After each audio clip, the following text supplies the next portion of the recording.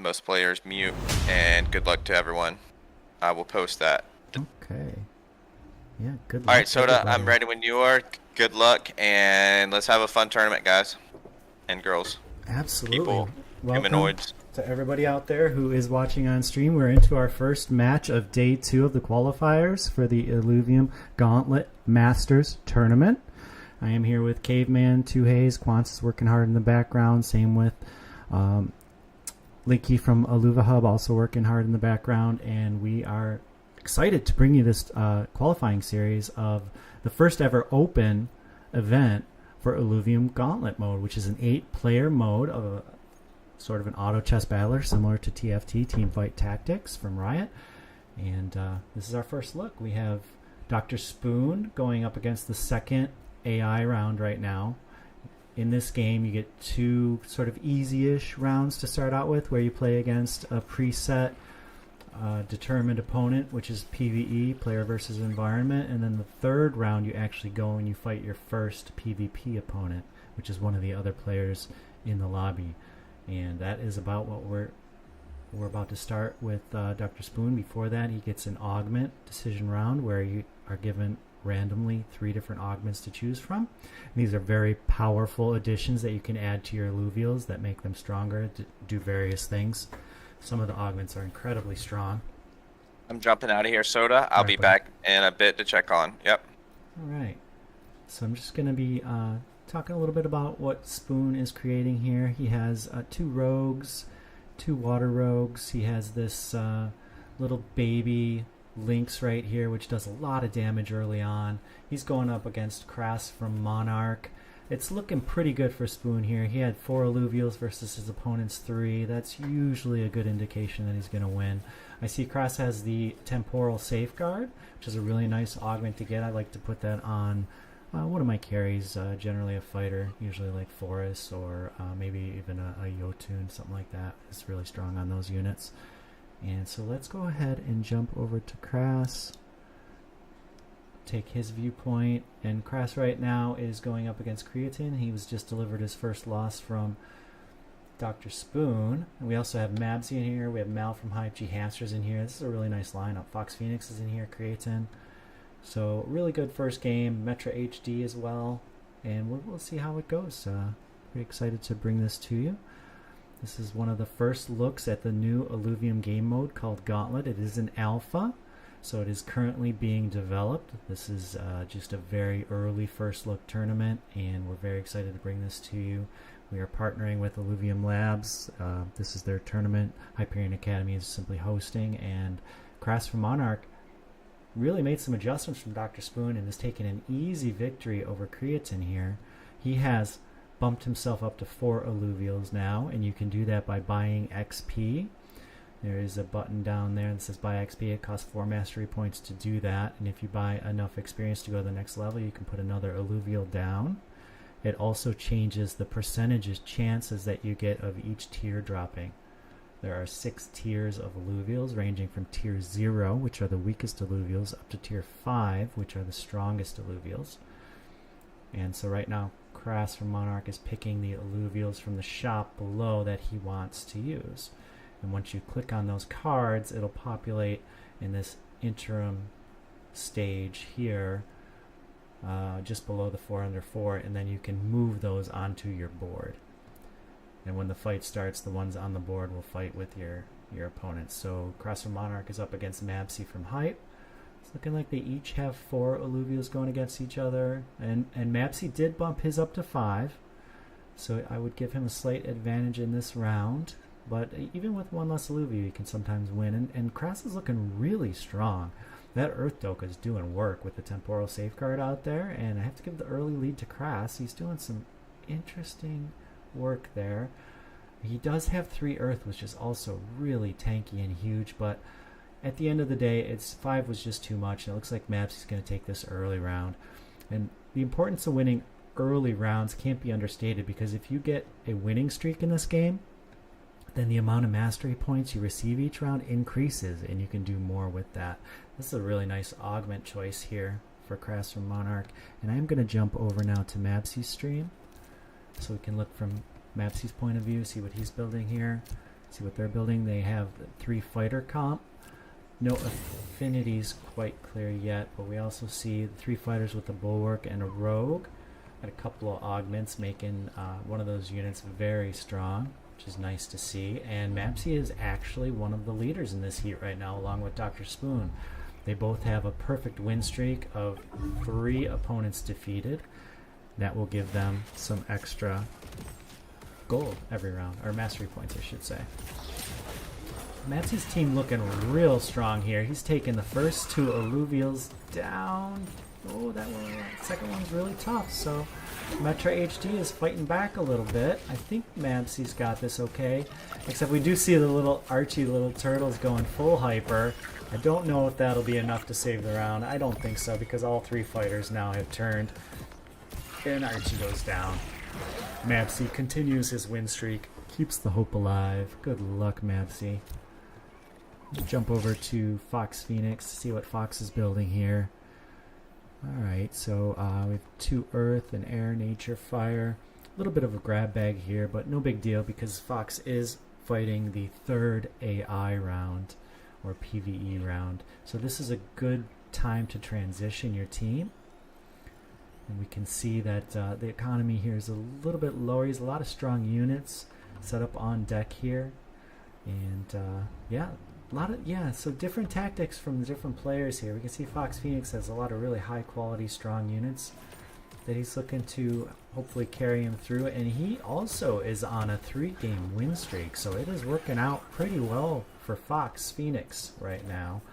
He's sitting in 4th place, hopefully looking to jump up into 3rd or higher. Okay, so Fox gets paired up against Mel from Hype, another long-standing, just wonderful community member. And the shop wasn't too kind to Fox this time. He doesn't really have anything that he can add to his team, so he's probably just going to decide if he wants to move some units around, you know, take a look at his opponent, try to win the round that way. No extra augments or anything to put on, so it's strictly positioning for Fox Phoenix to try and beat Mal. And the round is about to start. What we have here is 2 fighters. He has his Fern right behind the Mule there. That's going to add a lot of CC as well. The Fern gets jumped by the Slap In, going down pretty quick. The Mule's also going down pretty quick. This is looking pretty good for Mal right now. Mal's coming through. Looks like Mal is going to stop the win streak of Fox Phoenix, perhaps. Just a really strong look out here from Mal. Takes it handily, and now Fox is going to have to readjust. Let's hop over to Mal. Oh, yeah. See what if Mal can keep... Oh, and Mal does have a nice win streak going as well. Big deal. Jumped into 2nd position, only behind Mapsy. Mapsy's the only one left with a win streak straight from the beginning of the game. And Mal... What is he going to do here? He's making some decisions with the shop.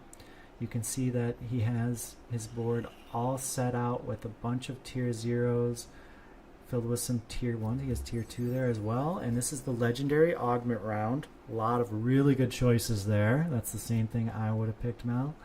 It's a very strong augment. Let's see if he holds on to that or goes ahead and puts it down. He also has some good alluvials to choose from.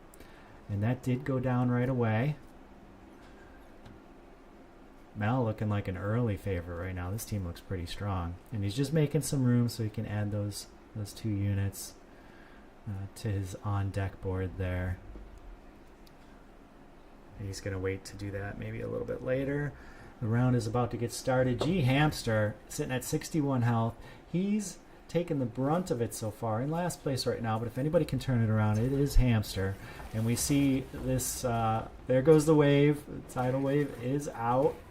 And it is trouble. And Hamster did have lights chosen, but that went down quickly. The tidal wave just too much. It's one of the strongest augments, very strong, both early game and late game. Just way too much for Hamster there. So Hamster's going to have to formulate a comeback here somehow. Maybe he's going to get some losing streak points, and maybe that's the way he can do it.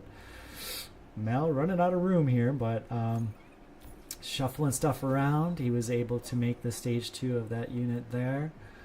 He's going up against, so this is a really good matchup. Mel with 92 health up against Dr. Spoon with 90. This is a battle for 2nd place supremacy here. Mabsy. So everyone's taken at least one loss so far in this game. Mel on a 4-game win streak against in PvP. The max you can get there is 5. At 5, you get a max bonus of 3 MP per round. So just one more win here, and Mal will be at the maximum win streak bonus. So let's see how this goes. This is a very interesting matchup. Dr. Spoon has a lot of rogues. Rogues are very, very strong early on and even into mid-game. So with the rogues jumping all in the same unit, I would give Dr. Spoon the lead, but that tidal wave is just so impactful. And I think with the stage 2 links, it is going to carry Mel to victory and bring him into a 5-game win streak, pushing Spoon back quite a ways behind him now. So we have some separation between first and second. Lura's still alive, trying to do work, but they go down ultimately to Mel's superior team here. 3 Bulwark, 2 Rogue, doing a lot of work. It's pretty tanky and has some damage. It's just a nice mix. Yeah. Just Warp Wave Assault is just so strong. That augment is so good. Let's jump over to somebody we haven't seen yet. Let's try G Hamster. I know he's had a rough start. He has 6 out of 6 Illuvials on board now. He's trying to go with the numbers to mount a comeback. Metra HD only has 5 units on the board right now. That might update to 6. Let's see if he did bump his level up or if he's going to go with the 5 on the board right now. It will update. 1, 2, 3. He did. He jumped it up to 6. He has the Red Panda Templar in the back. This unit does a lot of damage. Riptorus also does a lot of damage. They're both on the rogues in the back, and they have killed the first rogue. So it is looking good. But the front line of Hamster is holding. Can this stage 2 Earth Doka continue to push enough pain? I don't think so. I think Metra HD is going to take this round. Hamster. No. Hamster's fighting strong. It is the Earth Doka just continuing to beat on these nature units. Gonna be a close one. Can that Earth Doka keep going? Oh my gosh, it's gonna be so close. If he can kill the Kling, he does kill the Kling, and now he's heads up against the Turtle. The Turtle is healing though. The Earth Doka is trying. It's hyper. It's an overtime saves Metra HD, and Hamster goes down once again. Tough loss. I think without overtime, Hamster would have been good on that one. He is really up against it right now, but has a little bit of a breather here. We're into the PvE round, and he can regroup. He can reformulate his team. You can see the strategy that he's been using. If you kind of look at his economy, he has a nice base going. He can afford to lose 2 or even maybe 3 more matches and still come back and win this entire heat. It's a good strategy. Let's see if he's able to turn it around right now. Mabsy still in first place. Let's take a look at what the leading team is right now so we can get an idea. Alright. Mabsy is rocking the Rogue. This is a very popular, I would even call it the meta team in Gauntlet right now. Is 6 Rogues is very difficult to beat early on, and it goes pretty well into the late game as well. Can be a very, very formidable thing to go up against, and coming up with a team strong enough to beat 6 Rogues is challenging, as we'll see here. I wonder if Mabsy can take this all the way to the end with the 6 Rogues, or if any of the competitors can field the team that is able to take it down. But Mabsy running away with it right now, and he is up against Hamster, who we saw had a lot of economy, a lot of ways to change things, a lot of possibilities to go through. Whereas Mabsy's going to stick. Oh, and he just updated. That's a big, big update, because what that does is it changes his affinities from not really much of anything to having now 3 fire with the 6 Rogue. So there will be a ton of damage coming out from this side, and Hamster's going to have really his work cut out for him. But looks like Hamster jumped up to maybe 7 units, but I see a Light's Chosen augment. This is going to be really interesting. I wonder if that Light's Chosen can help Hamster finally turn the corner and take down Mabsy, who's just been beating on everybody in this heat. We are into the battle. It is fast and furious, and I believe Hamster has done it. He has pressed the accelerator and decided it is now do or die and taken down the number one Mabsia peg. Very nicely done, Hamster. Let's head over to Hamster and see where he is going and if he can continue this win streak. So that is a 1 win streak, taking down Mabsy, the leader. And now we have a new leader in Mal. And Dr. Spoon in second with Mabsy filling out third. Creatine is in fourth. Crass from Monarch in fifth. Fox Phoenix sixth. Everybody's still alive. Everybody still has a chance in this heat. It's going really kind of evenly as far as things go. Nobody's been completely knocked down to just one life left to live. They still have at least 2 or 3 lives. And in the background, too, the Hyperion Academy is working hard to get a bunch of other matches going. We have capped ourselves at 8 matches due to the Discord limitations today. 6 matches, actually, due to the... no, I was right, 8. And that's a new part of the rule set today, so only the first 64 entrants were able to get in today. All right, Hamster and Fox Phoenix both battling. I can see Hamster with the lights chosen still. Oh, it just went down finally, but the damage is done. That bear is hungry. And he has a nice big flood, too. This is a really good-looking team out of Hamster. And if I were to pick a front runner at this point, I may actually pick him. He's gone from 8th place all the way up to 6th. He has dumped a lot of economy, so that's going to hurt. But I want to take a peek at the current leader now at Mal and see how his economy and everything is going.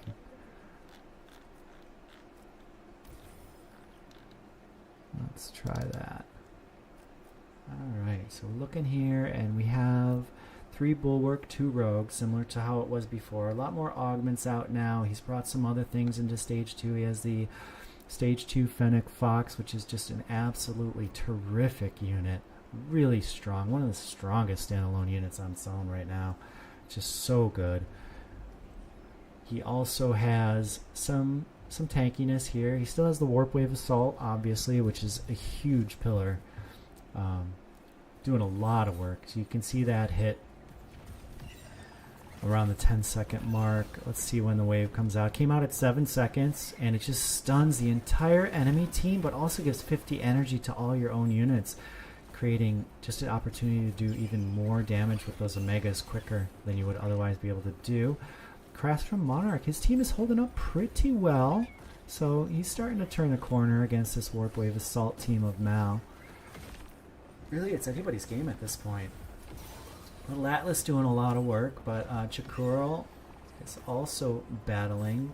We can see this sort of lesser gorilla battling now with the Quinks. We have 3 versus 2, but Mal's characters not having as much health. Let's see. I don't know which way this overtime is going to go, and it looks like Crass from Monarch did take it down with his Quinks.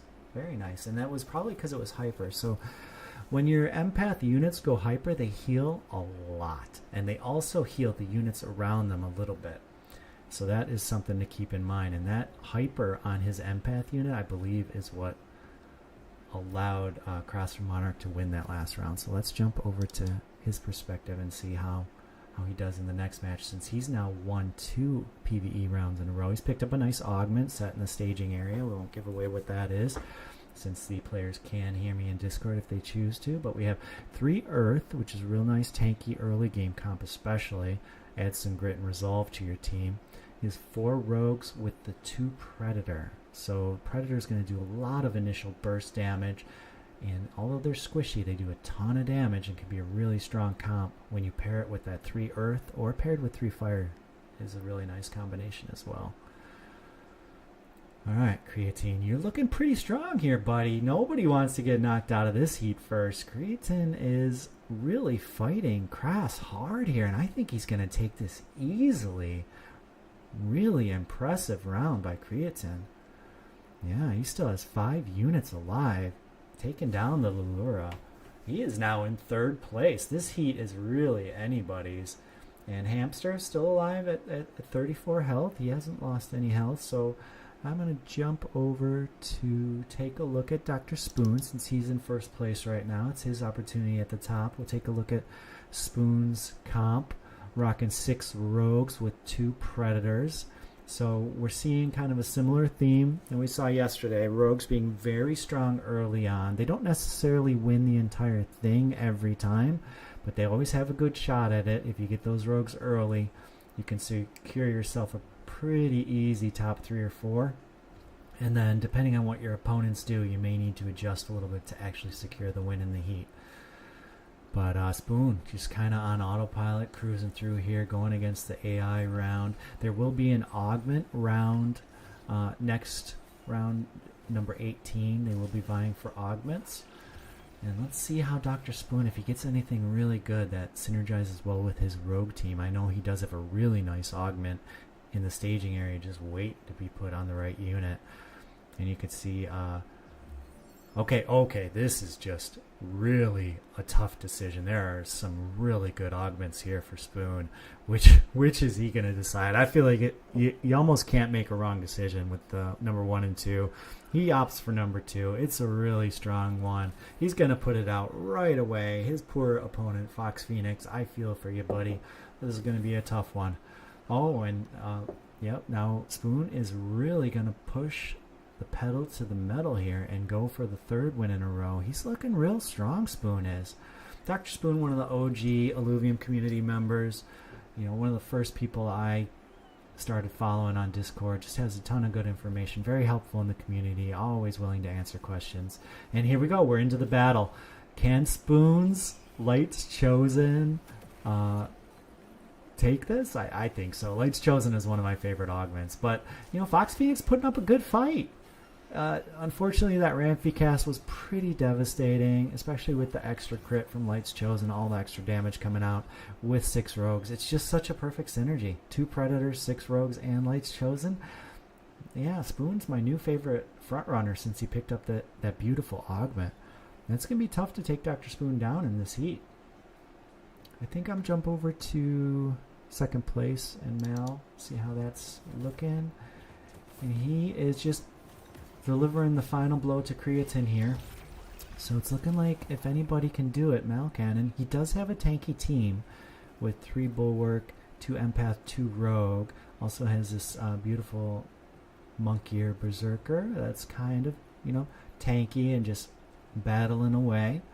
Lots of good stuff in the staging area behind the board that he can swap out for. Maybe he can play some hyper units when it comes to it. He has put a lot of units on the board as well, so it's never going to be an easy time trying to beat Mr. Mal here. And he also has that Warp Wave Assault. So a lot of good things shaping up for Mal. Dr. Spoon's looking really strong as well. We're up against Cross from Monarch, who we have lost 2 players so far. We lost Fox from Phoenix and Metra HD. Both have been knocked out. We're down to 6. So Cross from Monarch really up against the Rogues. Could be sitting in last place if he loses this one all by himself, sitting in 6th place. And Mal, I have to say, is looking good. Krass's Revo is trying to do work, trying to get across and get the blind from Dust over to everybody.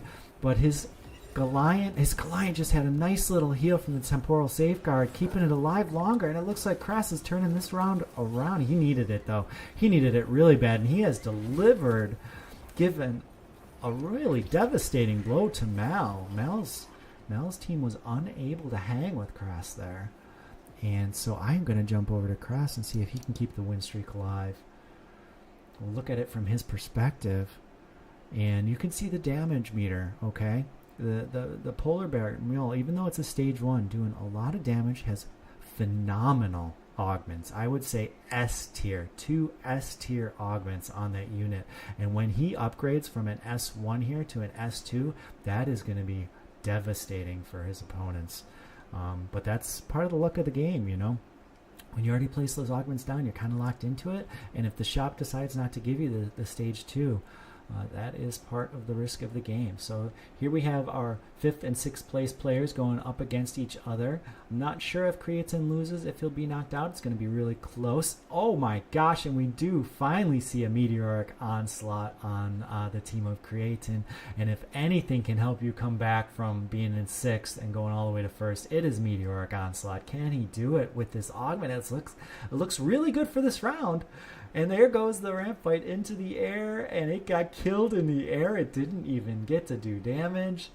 But I think Creatine is still going to take it. It's getting close, but we're down to 2 units versus 3 of Creatine. The Lesser Monkier from Cross from Monarch trying to do work, but just too much. I like the taggy augments there on Creatine's Rogue. That's a really interesting choice. And so now we are into another augment round. Dr. Spoon, who is in first place, is going up against Crass from Monarch. I'm going to actually take it from Spoon's perspective here and see if there's any updates to his number 1 team. Looking like he's coasting. He has some new augments. We've been through another augment round just recently. See if he decides to play that or hold on to it for now. Just to reiterate that Spoon does have Lights Chosen, one of the stronger augments in the game. I would consider it to be my number 1 pick for strongest augment because it's strong both early game and late game, whereas I feel like maybe the second strongest augment, Meteoric Onslaught, does fall off a little bit late game. Lights Chosen does not. So Spoon looking to deliver perhaps a fatal blow to Crass from Monarch. Monarch holding tough, trying to stay in it, getting beat down a little bit, but the Polar Bear, if the Polar Bear is alive, Crass still has a chance. And it is about 3/4 of the way to Hyper. If it makes it to, it's not even going to have to make it to Hyper. Crass with an easy victory here. Looking super dangerous. Knocking Dr. Spoon down a peg. Mal now in first place. Crass from Monarch looking good. Let's see where Mal's at. See if he's changed from his 3 Bulwark to Rogue. Nope. Still sitting on that, and it's working for him. He did just receive a loss, though. As I said that, he's going to be able to go into a PvE round and readjust, maybe get some good stuff from the shop. He's looking around to see what can help him out.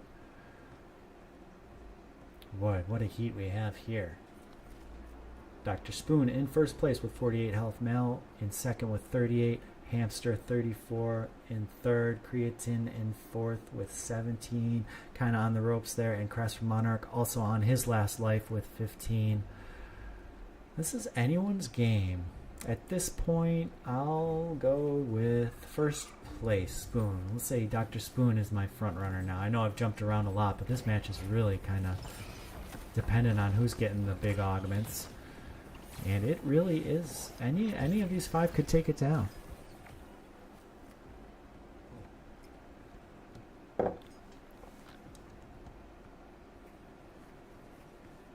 Alright, so PV.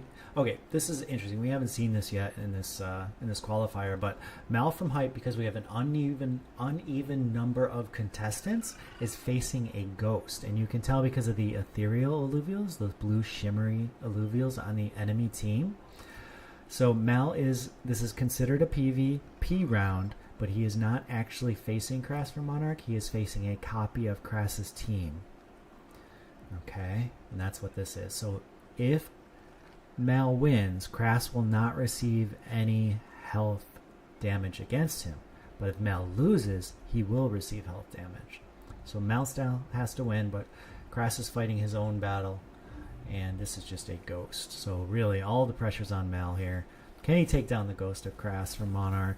He has 3 Bulwark, 2 Rogue, also has Warp Wave Assault going with the wave, heading in there. It's looking pretty good from Mal, but as we've seen before, Crass's team is a bit of a sleeper and starts to come back late once that bear starts to go. And we can see he has updated to the stage 2 bear, and the bear is at full health still, eating away, and it can heal itself. So once it gets going, it is a pain. Tough to take down, and that's exactly what's happened. Another strong start from Mal, but this resilient team from Crass, and it's these 2 augments.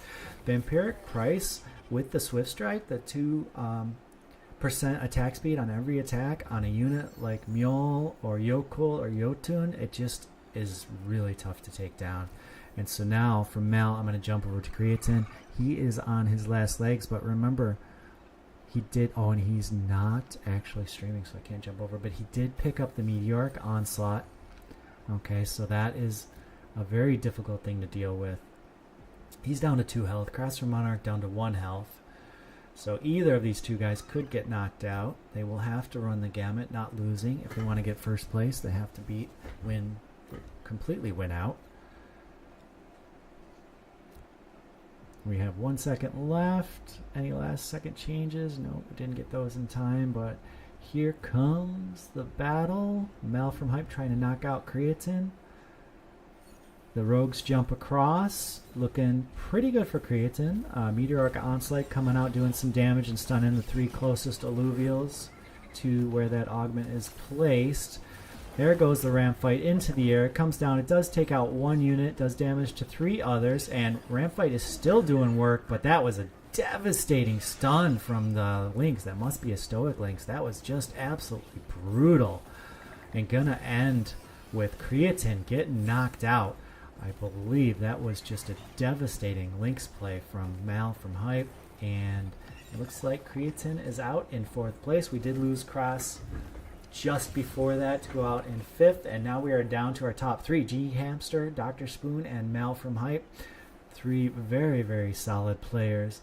And if we stick with Mal, we can see on the opposite side of the board, Hamster has completed Jotun and has 2 very offensively minded augments on that Jotun, and directly behind it he has the stage 2 red panda or Railu with also a Lights Chosen and a 15% attack speed buff to all units around in a medium area.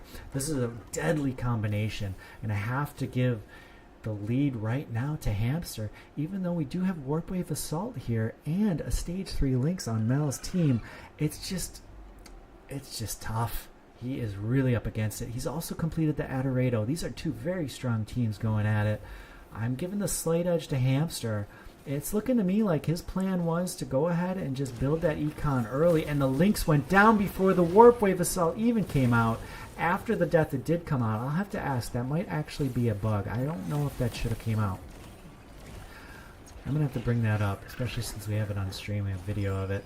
Jotun is just absolutely demolishing at this point. It is almost full hyper. It is one of the scariest units in the game. And in a pretty close match with 2 Forests and Jotun just cleaning up, Hamster has taken a commanding lead. These 2 gentlemen, Spoon and Mel, if they want to win, are going to have to beat Hamster twice, whereas each one of them 1 loss and they are out. So I'm going to head over to the leader and we'll see if he can deliver a knockout blow. He's up against Dr. Spoon. He has 2 Forests. He has 3 fighters. So Jotun, Red Panda Arailu, and Forest, adding to the fighter bonus, which increases their attack speed quite a bit, and half of that goes to the rest of the team as well. He has also completed his Geyser and has a 4 energy regen augment on it every second. That's going to really, once the Geyser gets casting, it's kind of lights out. It's really tough to kill at that point. So Spoon's going to have his rogues jump and do a lot of damage early. And unfortunately, they're heading right on the Goliath. They're going to have to kill that Goliath quick, which has an Arcane Counterblast on it, which is doing damage to them as they damage it. Jotun kind of crawling around the back, starting to get worked up. Jotun doing a ton of damage right now. Geyser got to cast twice. It's basically Jotun against the rest of the team. I'm really interested to see if he can just keep going. I think the Jotun's going to go down here, and Spoon is going to stay alive. This is a really gutsy play by Spoon. And it is down to just 2. Mal knocked out in 3rd. We have the legendary augment round. Perhaps, yeah, this will be the last augment round. So you get to pick your legendary. You get to go against the PvE. Do as much shopping as you can. And we're going to have one last final battle for first place here. And this is really important. The way this series is shaping up, it's looking like people need to have 2 first place finishes to qualify for the finals. It's been that heated already, even after just day 1. We had 4 people win both of their heats yesterday for the max own number of points at 26.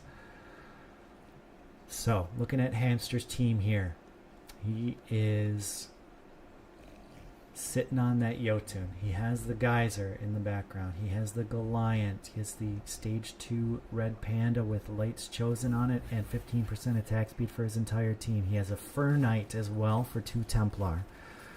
Templar, a really nice late game class to have. I really do like it. I think it's pretty strong in Gauntlet. And if you happen to catch a Templar augment ship, it's almost lights out. There are very few things that beat 3 Templar right now in Gauntlet. That's not the case here. Just throwing that out there. If anybody happens to get it, it's worth pursuing for sure. All right, so this is the last chance to shop. We can see Hamster's strategy here as he tries to fill out the team as best as possible. And nice little pickup there. Going against Dr. Spoon, who has the, I think Spoon had the Warp Wave Assault, although I can't see it right now. I think that was, no, maybe that was Mal. My apologies. Anyways, we can see on Hamster's team, he does have the Lights Chosen, doing some last minute fine tuning on his team. He had a nice little pickup that could help him, put him over the top. We're at 3, 2, 1 second. Okay. All changes are finalized, and we are heading into the final battle of this first heat, day 2 of the Illuvium Gauntlet Masters Tournament qualifying series. Here we go. Hamster versus G-Hamster versus Dr. Spoon. Jotun is on an island over there, just banging away. Looking pretty good. Geyser gets the first heal off. Behind in numbers for sure, Hamster is, but Jotun at full health is really chewing away, looking super unbeatable and strong. If he gets this for us, it is curtains. It is lights out, and Hamster with the victory of the first heat of the day. Just delivering the final touches to Dr. Spoon. Really nice match, everybody. Great game. And we'll grab a screenshot of this. Everybody in first and second place, please remember to grab a screenshot. Ping people from the team so we get these screenshots are absolutely vital. And then this information will get fed into the tool created by Linky from illuvahub.gg. Please check them out. Check out their website. There's a ton of good information. They have a full Illuviary. They have augments on the site. They have tons of beginner guides. All kinds of good information on illuvahub.gg. And Linky created this beautiful form for us. I can bring that up and show you real quick. It has all of the information on the Gauntlet Masters Series. This is the one from yesterday coming up on screen right now, and you can see all of that from the day before. You can see our 4 leaders: Illumination, Patat, Mastro, Imperium, India Hype, and the current sheet from today will be updating in real time, and all that data will feed into a final master sheet, which will also update in real time and give us our leaders throughout the entire series. The qualifiers last 3 weeks. This is merely week 1 with the first 2 qualifiers. All right, so I'm going to jump into Ophisto's room, and we will see how the second match is going. We have Het Bonhe, one of the most original creators of teams, I'll call it. He is just brilliant when it comes to team creating, which is really important in Gauntlet. Possibly one of my favorite things to do is you get these alluvials and you get to buy them and you get to create any team, and every game is different and it depends on what your opponents are doing and you have to adjust to that. I'm just absolutely in love with Gauntlet, with this game mode and what it brings to the Illuvium universe and how you use these assets, these alluvials, in unique and interesting ways to try and outwit your opponents. And so here we are in wave 35. Winnie from Monarch trying to beat Hatpone from Atlas. And if we look, Hatpone actually has Phosphorus. Oh, one of the most devastating units, the Stage 3 Terror Bird, and it is at full health.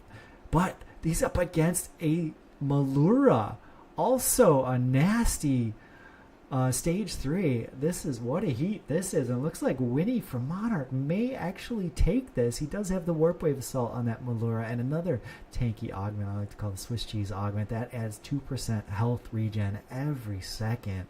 It is a beautiful augment to have on your Malura. Winnie looking really strong there. Knocking Het Bonhe down in second place, and Scard is in first. I want to see what Scard is rocking in first place here. Hey, Soda. Yep. I'm back. Yay. All games are finally live, so we're good to go here. Well, welcome, Caveman. Thank you for joining us. We just went. The first match was awesome. It was a lot of fun, and we are in our second match here. We have Scard here in first place going up against second place Het Bonhe. I did note Het Bonhe has both Phosphorus and Jotun. Can you see that over there? Yeah. Oh my gosh. And look at the augmentation he has on the Phosphorus. He's got the augment that gives him the immune and the shield. Yes. The times respite, baby. That is one of the best augments you can have on a Phosphorus. It is just so good. I love it. I totally agree. And he lost the last round, though, which I thought was really interesting. Hetbone did. So this is going to be quite a battle. And if we look, we can see Scarred has both the Monarch and the Ram fight, which offers Phantom, which I think is more important than Inferno in this game mode in Gauntlet. And it looks, this is close. Oh, the bird. Oh, it got up, though. Oh, it did a lot of damage. Did that take it? Jotun is just too much. Oh, what a battle that was.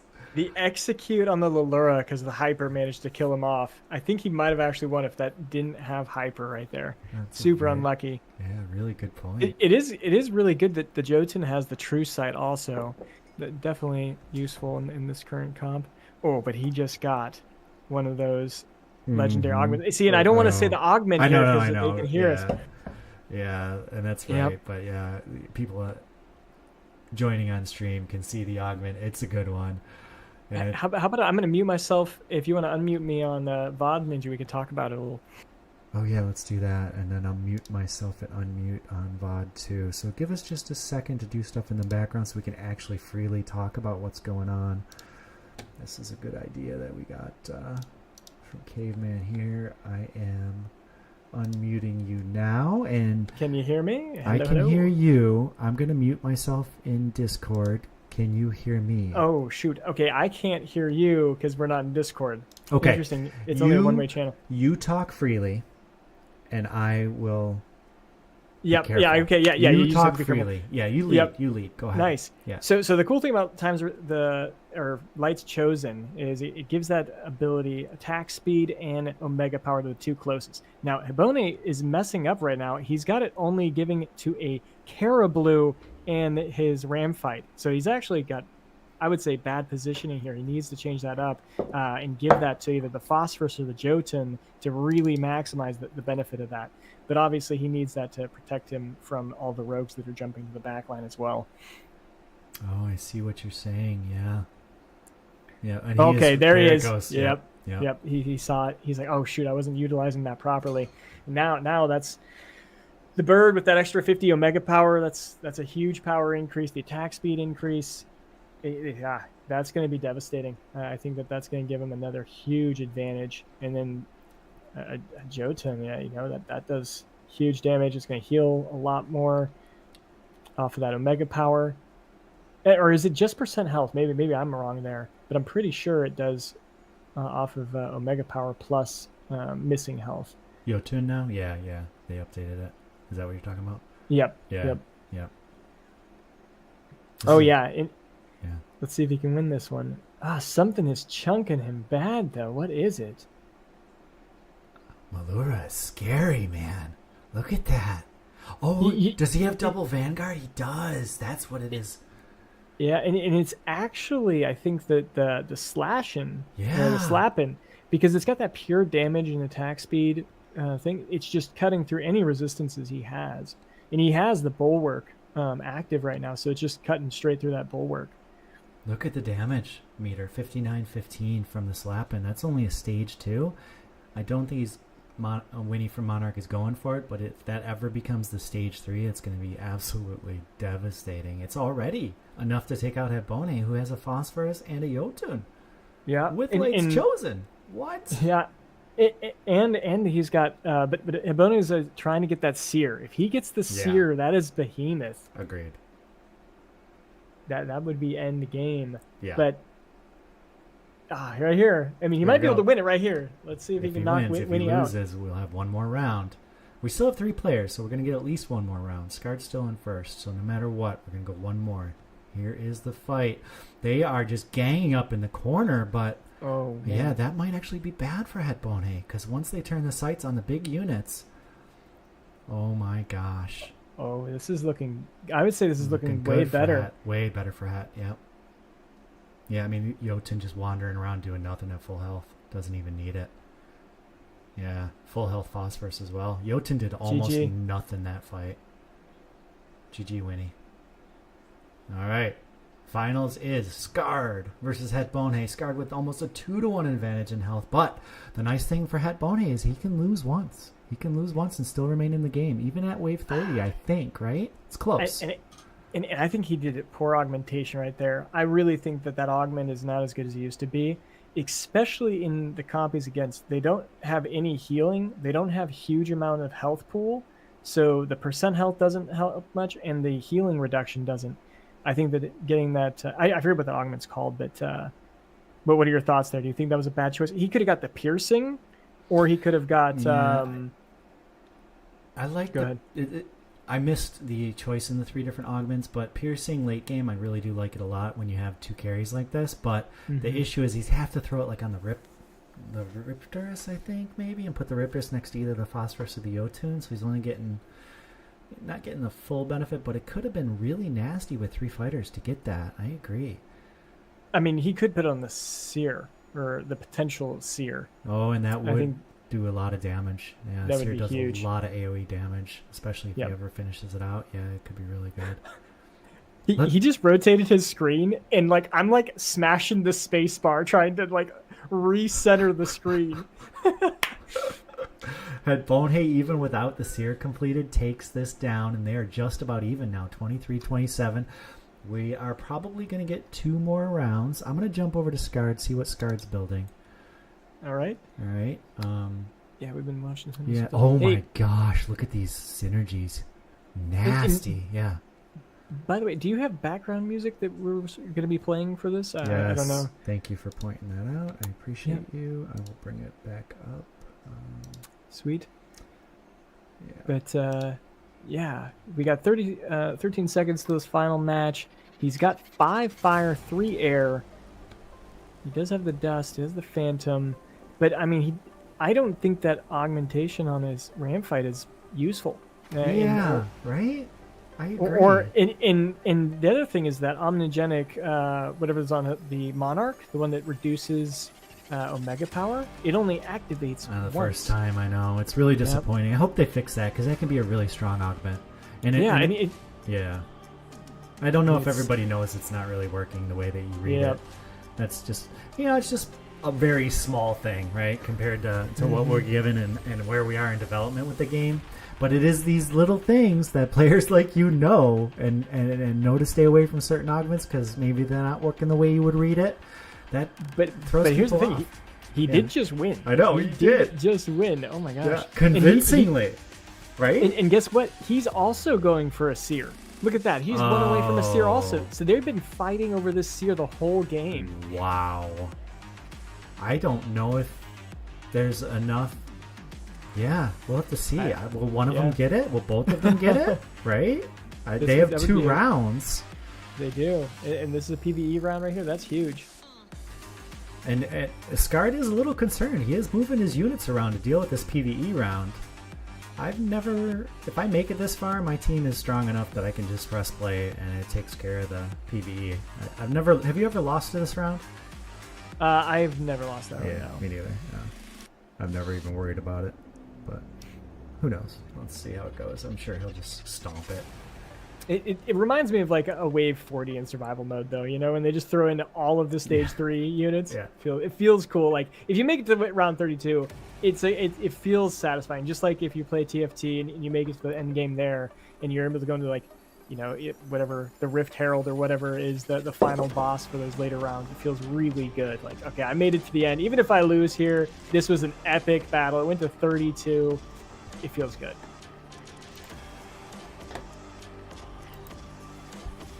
Yeah, I mean, they're both about to roll down. We'll have to bounce back and forth to see who gets it. I mean, did Hibone get it?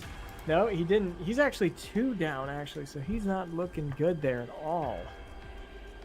Scard is probably... Okay, a lot of gold right here. They're going to do a big roll down. Tons of gold. Some augments, too. These are... all 3 of these augments are useful. I think I'm on Scard's stream. So... Okay. But what did he get? I was watching Hibone. I don't really want to say. You can talk freely. Okay, yep. So Hibone got a bulwark boost, and so that's going to be really helpful to save his team that early initial burst and let his bloom start to scale. I think that's going to be really, really advantageous. I'm going to go back to Scard to see what he got real quick. He got the attack speed buff. Can you see? Yeah, right? Yeah. That could be really useful too, and they're 15%, giving your rogues a lot more damage potential. But I mean, that'll. I think that actually gets countered by the bulwark boost, but I don't think that the Goliath was actually close enough to get it, and he just got shredded. Yeah, the Goliath's gone. Down so quickly. I don't think that the bulwark boost was close enough. Come in. His phosphorus is still alive, but it is basically phosphorus versus the world over here at the top of the board. And phosphorus has gone down. Het Bonehay could be getting knocked out here, and it is just a matter of time. Congratulations to Scarred, winner of the second match. Well played. This was a really great game. Yeah. That was awesome. Yeah, then we're going to go ahead and take screenshots of this. GG, guys. That was a great game. Great game. I'm going to get to his to take over for the next round, or the rest of whatever's left. Okay. And I'll help with more organization stuff. Okay. All right. Thank you. See you guys. See ya. Thank you. All right. That was another great match. We're going to jump over to Rafi's room. I see Anonymous is in here. He is out. This might be over. Yep. That one is over. We'll jump down to Gauntlet Lobby 1. See what's going on in here. Lull. Zod. Not loading. Let's keep going. We'll see if we can find a game. Oh, waiting for a game there. This is the overworld. One of my favorite things to do. Jump around the overworld, collect alluvials.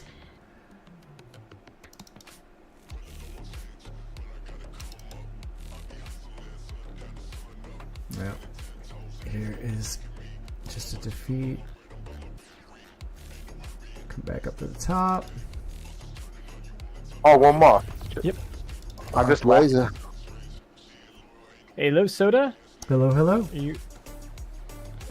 You're echoing, caveman, on the back. Oh, by the way, no problem. On the woods. I'm muted. Okay, I'm muted on there. Now I'm not echoing anymore.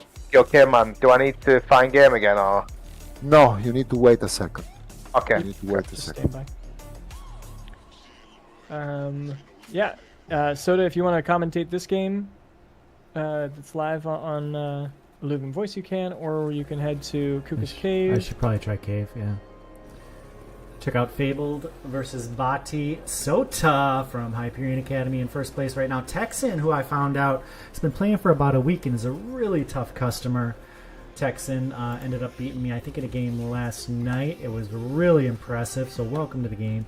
Fabled is a name I've known for quite some time. The Brian from Hype, also a fierce competitor, and now we have Bati.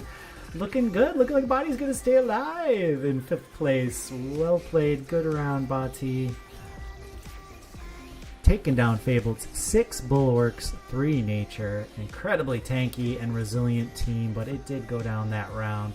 Taking a little bit of a hit down to 45 health. And jumping from Fabled to his opponent, the Brian from the Hyperion Academy. And the Brian has 3 air, 3 water, 2 dust, 3 empath, 2 rogue, and what I see here is a beautiful augment on his cuculus. I think it's a cuculus, right?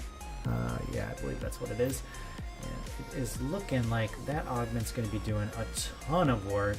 We are in kind of the middle game of this match, looking at round 20.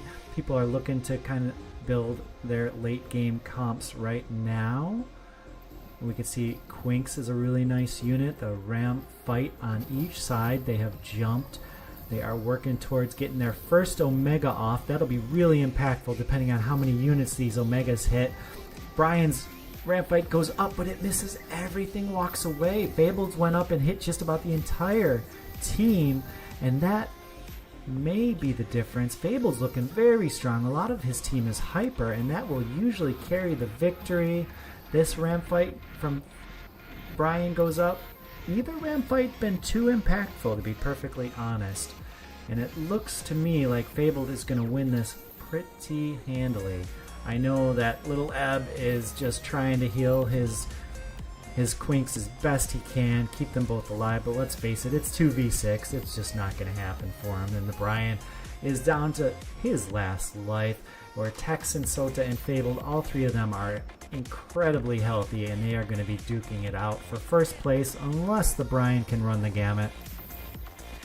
Let's head over to Texan, see if he is our first place, is able to take out the Brian. We'll look at it from his perspective, but everything on Discord keeps jumping around on me. I'm trying. There we are. We are on Texan right now, and I love that name. It just reminds me of people from Texas, but it's spelled totally different. Anyway, so 3 Earth, 2 Bloom. Bloom can be a really strong late game comp. We are already into the fight. The Forest has a really nice Swift Strike augment on it. Arcane Counterblast on the links here, along with the tanky augment next to it. That's a really nice pairing, and I think that may take Texan over the top. But can the Brian hang on for his tournament life here today? He wants that first place. He wants to stay alive and run it, but the first heal comes out from Flood, and the second heal immediately on the heels due to the Quantum Reclamation augment. It is looking too strong. Texan really putting the pressure on the Brian. The Brian up against it. If he loses this, it is curtains for Brian, and it looks like that's the way we are headed. Scarabot trying desperately to stay alive, but he's going to go down, and Texan's team is going to head over, finish the job. His Forest is just going almost 300 attack speed, just going nuts, and well played. Brian goes out in 4th place. Texan maintains his 1st place position and is looking pretty scary. That Seer, and I do believe it is a Seer, did over 7,000 damage as a tank. And he's just got the Geyser on there as well. That's a huge combo there. Right? Just incredible team for Texan. Only on wave 22 to Hayes. I mean, this is scary. Have you ever had a Seer that early? On 22, that's extremely rare. And not to mention, he's also got, what is the Scarbok? Not the Scarbok, the but Goliath. Yeah, he has the Goliath. Geyser, and then he's got the Goliath. Like, he's really beefed up here pretty early. Not much eco, but... Do I need to mute my... You're good so far. Discord? Okay. Yeah. So the way that it works, too, is if you want to talk about specifics, like what they're picking up on augments on that round and stuff, just mute yourself on Discord, and I can unmute you on VOD, and then they can't hear you. But otherwise, just talk around it so we don't give away strategies. Of course. Yeah, just talk about what they can see. So Fabled still has 2 lives left, I guess. Let's take a look at his team now. From Fabled's perspective, and see what Fabled is building. Oh, Fabled is the one with the really interesting tanky team. Have you seen this yet? He has 6 bulwarks and 3 nature. It's really, maybe his attempt to deal with all this aggro rogue comp. 2 Hayes. I mean, I can see what he's doing back there. I mean, he has a Forest and a Ram fight back there. Mm-hmm. And that's really going to take out some damage, so that's his main carry there. And then he's just got so much defense, so if he can really take some of that damage off of his main attack, which he didn't do there, that Forest is really taking a bunch of that damage. That's not going to help him out, Fabled there. Yeah. But, the issue I see too, Hayes, is that once Texan's Geyser casts that first heal, I don't see any way for Fabled's team to do enough damage to take it out.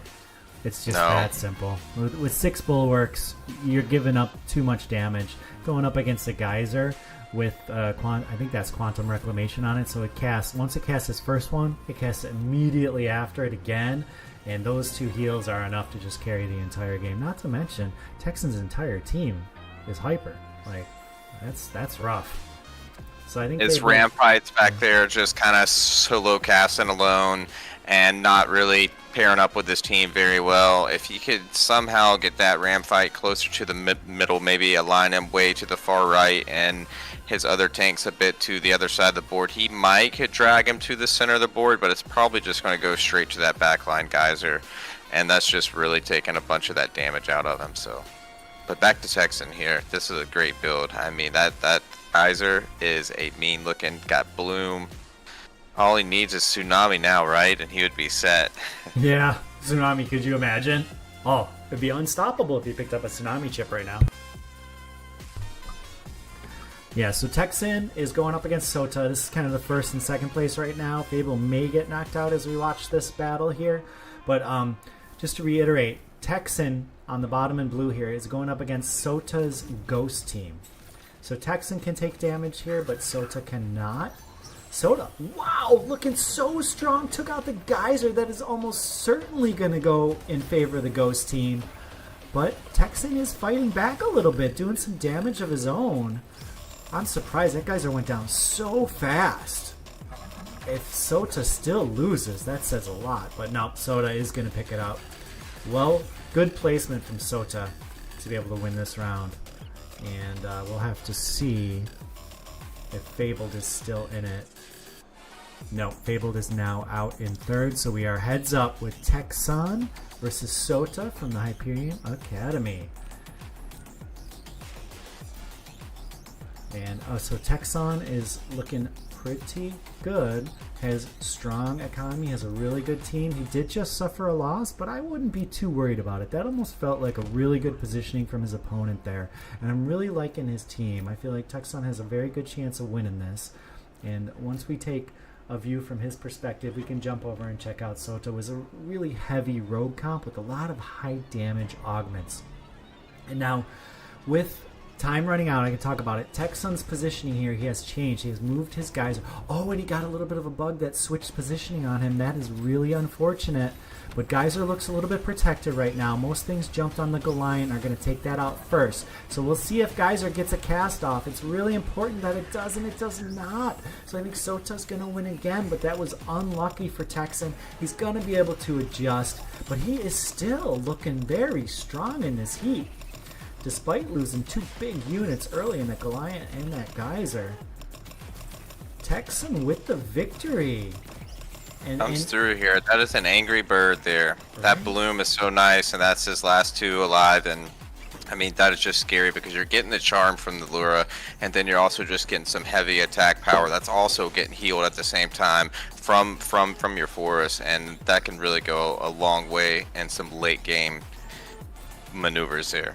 Yeah, and just real quick, I'm going to go over to Sota's perspective and see what Sota is building. I know he's really heavy on the rogues. So Sota has 3 air, 3 fire, 3 earth, 2 dust, 7 rogues, 2 revenant, 2 predator. So this is the very classic situation in Gauntlet right now. We have the meta rogue with tons of damage, pushing the envelope forward, pushing what it can do, going up against somebody who has built a team to counter rogues, right? Who will be victorious? Sota at almost half the health of Texan is going to have to win an extra round or two. His rogue, this looks really good, a lot better than last setup. Sota looking really strong to me here, even though the little rampy didn't do much of anything. He is going to take this heat very easily, even things up quite a bit. Sota at 38, Texan at 35 now. Sota jumps into the lead. We have this legendary augment round. Some really good choices here. Really good choices for Sota and his rogue team. I think... Well, that actually... Number two is one of my favorites. He's got 2 options to put it on. Let's see which one he goes with. But that's definitely one of my favorite units in the game. I think it's going to pair well with his rogues. Yeah, I agree. We'll wait a bit, kind of let this go through, but a big shout out to Illuvium Hub. They've been doing really well, and I will go ahead and post the Gauntlet leaderboard. It's being updated as we speak. This next round, we will be going back to the Illuvium lobby and shuffling and getting our next game set up. Excited to have everyone here. We're finishing up our last couple games now. This should be the last one until we start over to our next game set. So excited to see a few more of these builds, because these are 2 monster builds we got right here. We got a really great face-off, 38 to 35. Like, this is really coming down to the wire here in the bone. So we'll see which dog is hungry in the fight here. Oh, I think they're both hungry. They both want to win, take this heat down, because if you win the first heat, all you need to do is win the second heat, and you will be tied for first place in the qualifiers. And let's face it, if you win both of your games, really, you should qualify. We may have to we have a lot of people doing that right now, so we'll see how today goes. But That's step number one, right? If you can win both your heats, that's the best you can do. And one of these players is going to come out victorious, either Sota from the Hyperion Academy or Texan, who is new on the scene. Texan last night said he's only been playing for a week, Hayes, so it doesn't take too much to be really good at this game. It doesn't, and it's really an easy game to play. It's hard to master, and really learning these alluvial skills goes a long way. And you will see some OG players that kind of know a bit more, and when it comes down to the wire, you can really see some of that skill difference. There is some RNG involved in this, but I mean that makes it fun. A really good skilled player can kind of work around those things.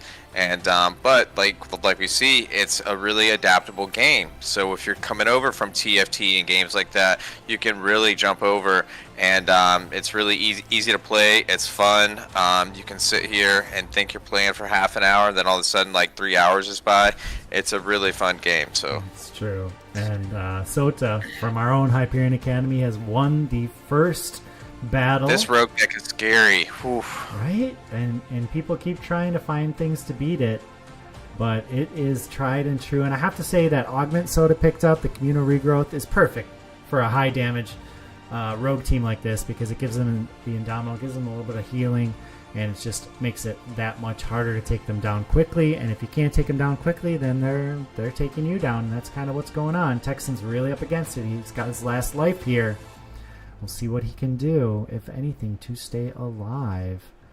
But, yeah, very, very little to do. Sota just needs to win one more round to lock up this first heat, and then we will head into our second round of heats.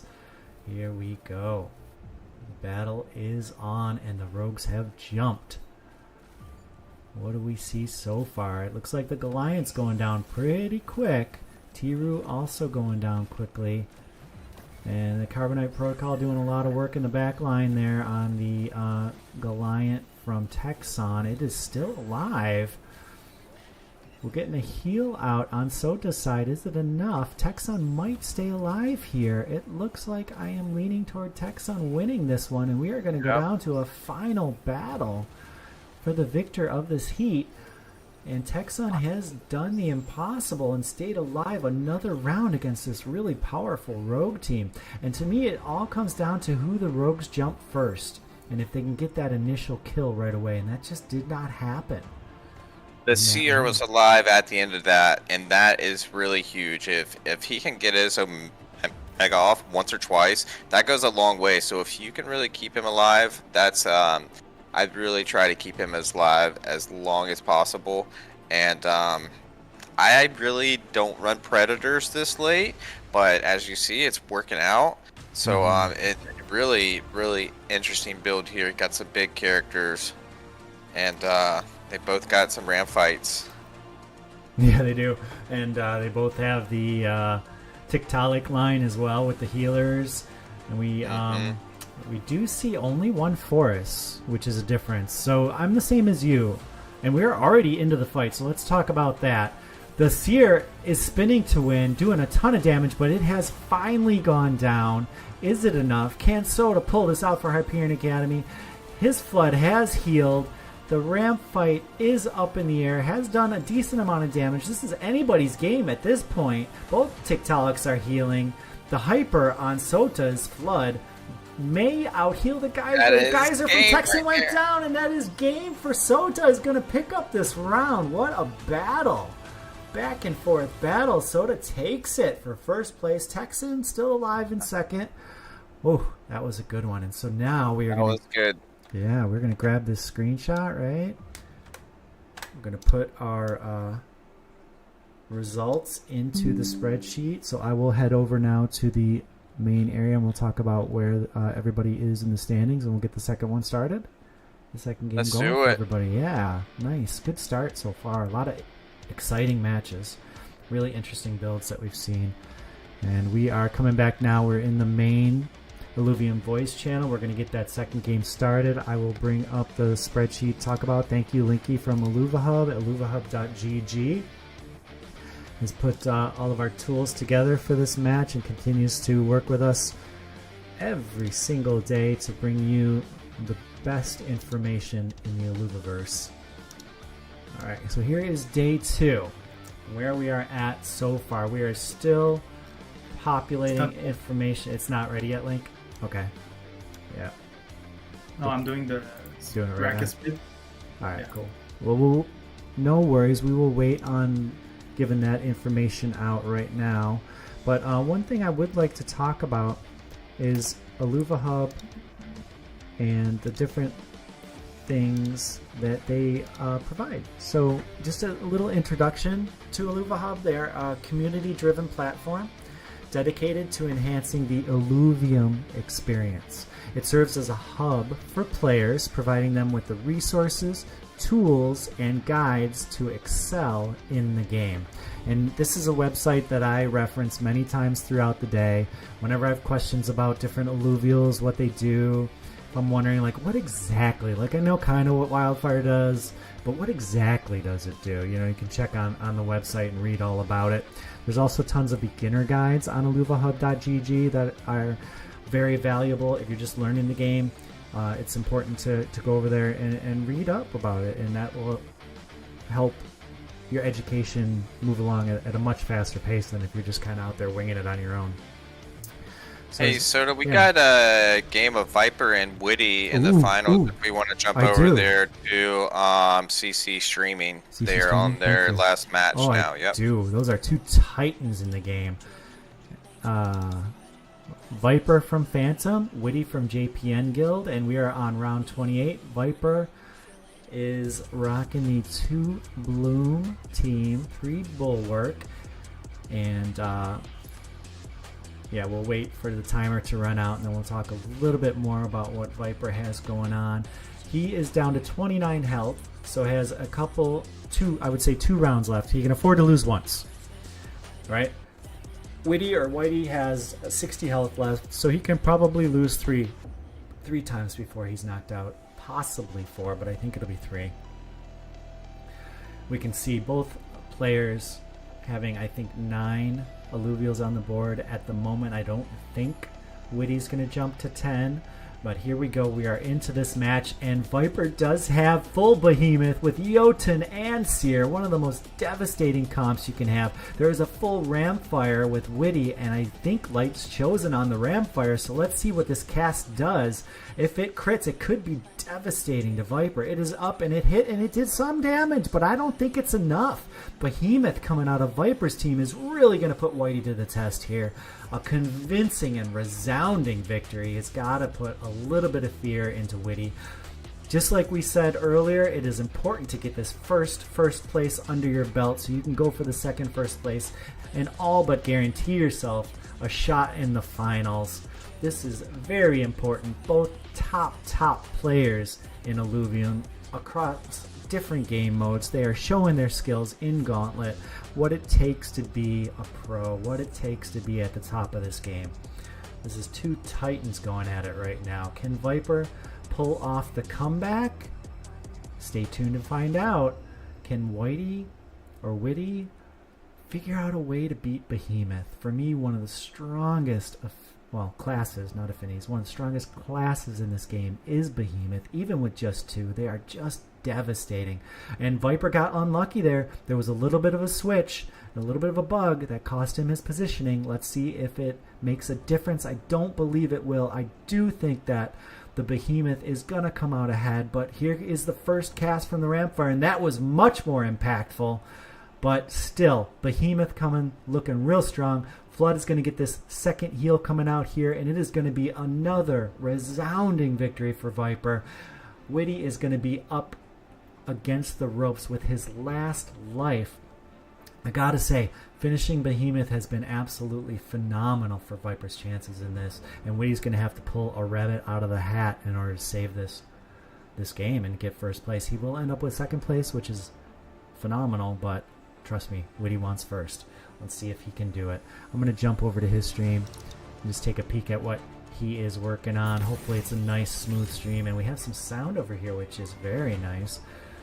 All right, so what do we have here? Witty has 3 air, 3 earth, 2 dust, 2 bloom, 5 rogue. He's still rocking the predators, which we were talking about.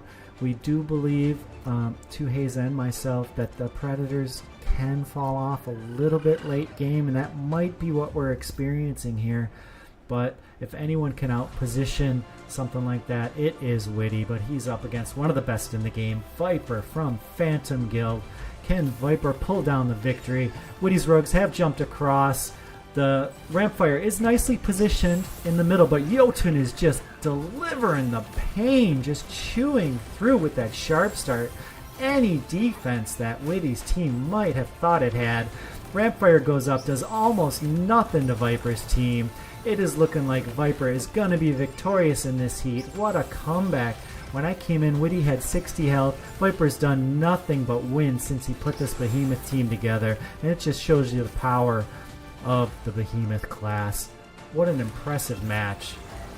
Really good match. Well played, both gentlemen. First and second place. First to Viper, second to Witty.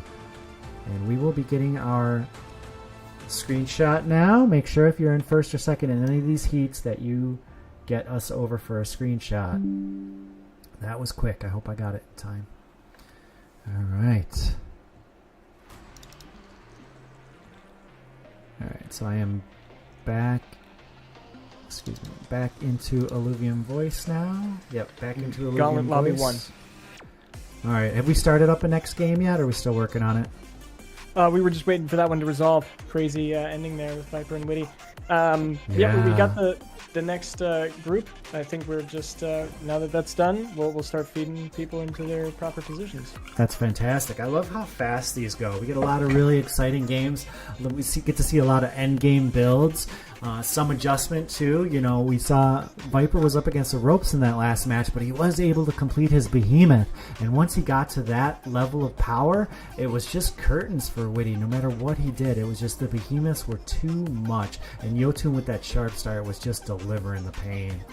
And I'm really interested to see what else. He was chewing through them right there at the end, easy. I mean, those Behemoths were just taking chunks out of them.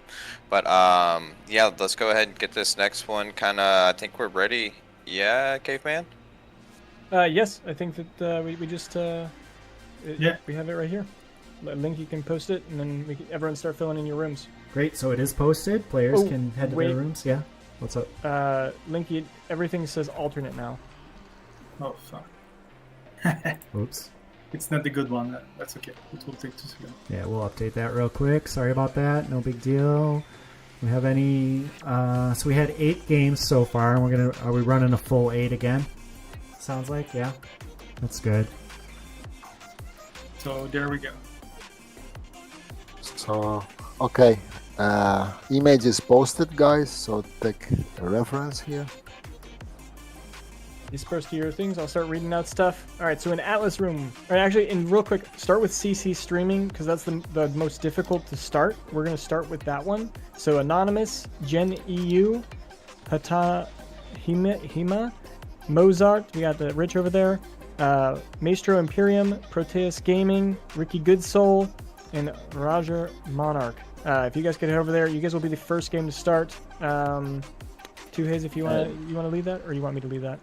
I got it. This is the same lobby as last time if you want to change it or not. You have the same exact lobby as last time? It does not matter. The people change. Cool. You just...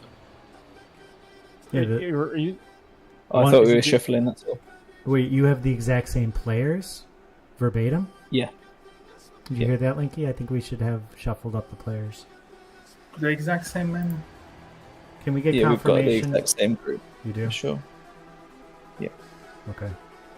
Yeah, give us a Well, second. in our bottom left room anyway. Maybe you guys just got really unlucky with that. Odds are low. Because Viper and Witty are together again. But CC streaming is definitely different. Yeah. Well, 2 players maybe can be in the same lobby, but that's different from saying all 8 names are the same. Like, as long as it was random, it's okay. It was not random because office to room is exactly the same as last time. That's no There you go. chance. So yeah, we're gonna have to reshuffle. Yeah, we're gonna need to take the time and reshuffle then. Sir Linky, if you could get that done. Yes, Sure I you're am on on it. it. All right, let's bring everybody back. Right. Do we have a marbles race that we could do in the meantime? Maybe. I don't know if Sounds- that's possible. We just have one that we're gonna do at the end, unfortunately. Oh shoot, we gotta Yeah. bring everyone back. Is Quantz already going through telling everyone to come back? Yeah, we're gonna have to I'm gonna- reshuffle. Yeah, I'm gonna tell everyone to come back. All right, I'm gonna take a quick break here, and I will be right back. Reshuffle? On it, yeah. Wait, was that the wrong list?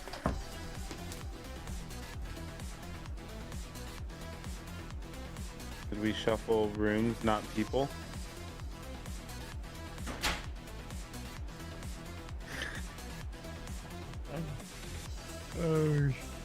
It'll feel different if we're in a different room now.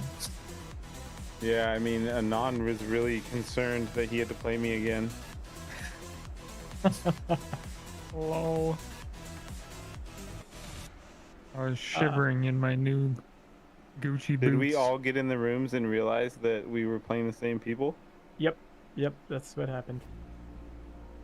So, You win. we're fixing that up right now. We'll get a new list shuffled real quick and get that up to you as soon as possible. Hey, if you put me in CC streaming, I can help speed up the process because I can talk in there. Ooh, Linky, you understand the mission? No, I was not listening. I'm trying to focus. Oh, okay. A lot Yeah, of no people were worries. talking. If you could throw Rich in CC streaming just so that he can actually work that lobby, that'd be good. CC streaming. Manually put him in that after you do the shuffle. The Mozart. Yeah, the Mozart. Yep. Very cool. Oh yeah. Mozart. The Mozart. I know. Man, I tell you what, guys, sitting on the outside watching everyone play, and it's always getting these really cool first place, second place games. Yeah. It is like I'm like It's tough. it hurts. This hurts. Guys, we have laggers that stay in CC streaming, Gauntlet, Ophisto. We need everybody's back here. All right. I'm sure it'll take a minute or two for the list to populate, and they'll pop back over. Yep. First waiting on Dennis. I'm sure he'll pop Oh, over yeah. soon. Yeah, it's looking pretty good right now.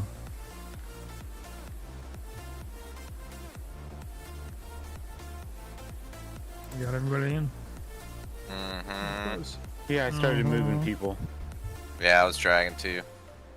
All right, so I'm just gonna talk a bit more about illuvahub.gg. They have the team members from Illuva Hub consists of 3 dedicated members, Jonas, Garth, and Linky. Each brings unique skills and passion to the community, ensuring that Illuva Hub continues to thrive and support its members. Their leadership in the community. Garth, one of the 3 founders of Illuva Hub, is running for a position on the community council. His experience and commitment to the Illuvium community make him a strong candidate. And that is a really important reminder that, you know, Illuvium is not just a company, not just a gaming studio.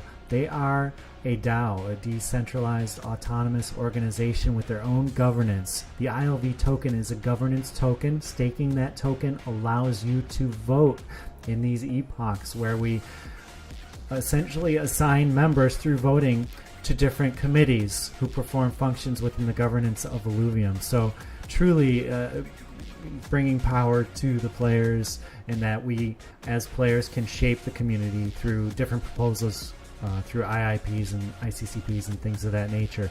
And is one of the powerful ways in which the players can help form the studio, the games of Illuvium. And how it all works is very unique to Illuvium, and I find it refreshing and fascinating. So just to remind everybody that Garth is running for the community council. So please read about his proposals and what he's interested in doing, and vote for him. So also, illuvahub.gg has provided an Excel tool for the Gauntlet Masters, which is exclusive to Hyperion Academy. This has been created by Linky to facilitate future Illuvium Gauntlet events. The tool will allow participants and organizers to easily access leaderboards, player statistics, and information on the most played Illuvials, both per player and overall throughout the event. This is one of the most exciting things I find about this event because I want to learn more about the Gauntlet game. I want to know which alluvials are performing well, which ones are winning, which ones are losing, which players are performing well, which alluvials they favor, and all that information is all contained within the form, within the tool that Linky has created for us, and it's just really exciting to me. Support and growth. IlluvaHub is not just a platform, they are a growing community. By participating in events like the Gauntlet Masters, players can connect, learn, and improve together. And that is one thing that Hyperion Academy is also all about, is by using the power of community to learn the game and become, better at it as individuals and as a team. To support IlluvaHub in the Alliance Hub program from Illuvium, you can use the referral code IlluvaHub. That is ILLUVIHUB. Referral code IlluvaHub to support IlluvaHub.gg. Alright, and I am back now. How Getting are close. we doing, everybody? We're getting close. Alright. Now would be time to go grab a water, drink, restroom, and we'll be back shortly. Appreciate everyone's patience, and this has been a learning curve for everybody here, and hopefully, or we definitely will improve next week, and the game's always improving as well. Custom lobbies are going to make this a lot quicker. I know the team is working on that, so I look forward to the next update in Illuvium. I know it's going to be a good one. So absolutely, and we're just all at Hyperion Academy just so excited about the opportunity to play this game mode early, and we're getting essentially the community is getting paid 7.5 ILV today to go ahead and have a fun little tournament, have a fun event, play a fun game that doesn't cost anything to play. Gauntlet is completely free to play. You don't need to own any assets. It is quick to learn, especially if you already are familiar with TFT or other auto battlers. I myself was not, and I still was able to learn it pretty quickly and jump into a game without feeling too overwhelmed. I will admit the speed of the game takes a lot of getting used to. It is very quick, but once you get used to it, the excitement does not stop. It doesn't let up. It is exciting from the beginning of Wave 1 all the way through to the finals. It just ramps up, it gets more and more exciting. Each decision becomes more impactful, and I really like that about it. But getting used to the speed in the beginning, that was a bit of a learning curve for me, but I really do enjoy the Gauntlet mode. It is probably my favorite thing to do. I definitely play Gauntlet every day, but the whole Illuvium ecosystem just has my complete attention. I love playing survival today. If anybody's a survival fan, today is definitely a 40. A really strong survival team today. So you have a couple more hours, another 2 more hours to play survival if you're into that at all. Overworld is just incredible. I myself have a free-to-play account in Overworld that is just my favorite.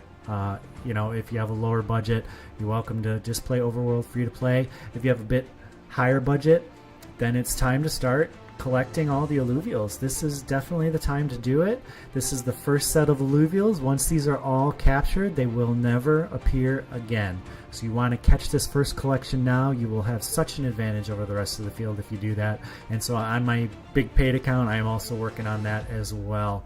And then finally, you can't see it, but over here on my second computer, I am constantly playing Illuvium 0. I have 2 lands, one tier 1, one tier 2. For those who know, I am at Nexus 7 on my tier 2, which is a great level to get to. Really opens up the game. And I'm still at Nexus 6 on my tier 1, but it's moving along quite nicely, and I'm really enjoying playing Illuvium 0 as well. I can't wait to get my first blueprint from that. Really excited about it. I'm actually curious, people in the Discord, how many of y'all have land, and who's gotten some blueprints so far? How many blueprints we got so far? I don't have any. Do you have any blueprints, Caveman? Did you get one yet? I've got. I've got 2. Nice. Yep.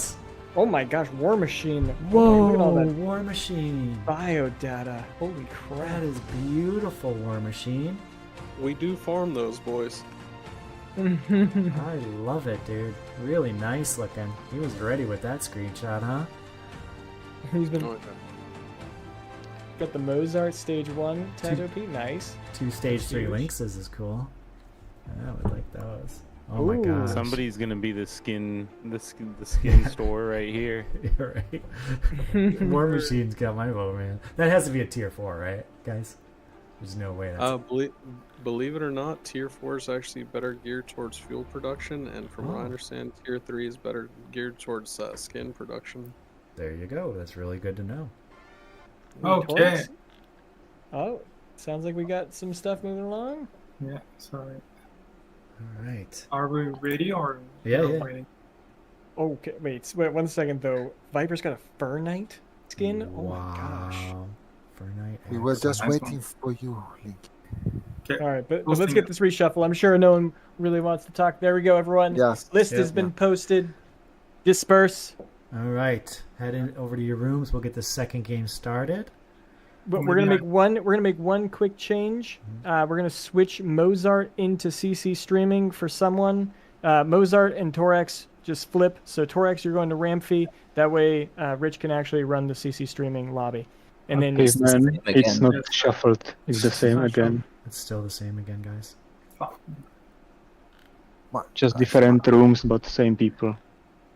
I'm even in the same room, which is not exciting. But I don't mind just playing. I'm not bothered. So we can shuffle manually, guys. We don't need to wait every time. Link, but the poor man. Come on. We have the name. We shuffle manually.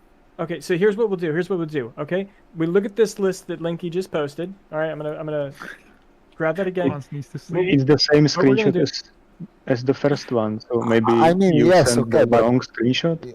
No, it's okay. But we need to go forward. Not Exactly. Yeah, look, come on, your come thoughts. on. I'll take care of it. So let's look at that screenshot that Linky just posted. What we'll do is the first 4. Like, so I'm going to use this example: Dr. Spoon, Metro HD, Malhype, and Creatine. You guys are going to swap on horizontal with the 4 people on the other blue quadrant. So you'll swap for Positivity, Viper, Witty, and Host Step, First Step. Okay? So then that'll be your new room. So it should be 4 and 4. So you should be having 4 new people. You will be playing with 4 people you played with before that. Does that sound good, Quants? Are you cool with that? And then we'll just have that swap across. The first 4 will switch with the first 4 of the room across from them. And then it's somewhat new. That's a quick fix. Are we cool with that? Yeah, we can do this. We can go cross in obliquous way. We can do whatever we want. We can swap one manually. It will take 30 seconds. No, caveman. No, okay. They don't like that. Either way, Quants, you're producer. You tell us how to go. I'll let you take over. Tell us how you want it done. Okay. So, Hey Atlas guys, room. my name is not on the list, but Rubik is there twice again. Okay. Yeah. He's in Okay. Gauntlet Lobby and Ophisto.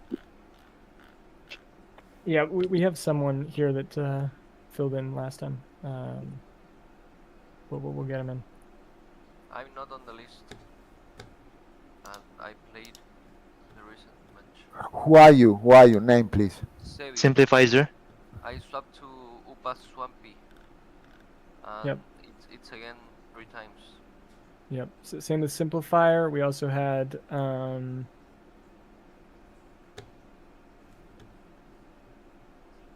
Callum. Callum was one of them. Yeah, I'm not on the list. Yeah, you were not on the list for sure because you're not registered. I say we just go ahead and run the same lobbies, and we'll run it, and we'll just come back with shuffles next week. I think that'd be the quickest, easiest, simplest, and run with it. It's not so. Come on, we can do like this. Can you just when you hear your name go in the room, guys? Right. There you go. Everyone listen to Quants. So Atlas is Positivity, right? Uganzvanaye, Xikoperko, Geneu, Brand Brave, right? Koduk, Torex, Dr. Spoon. Is correct?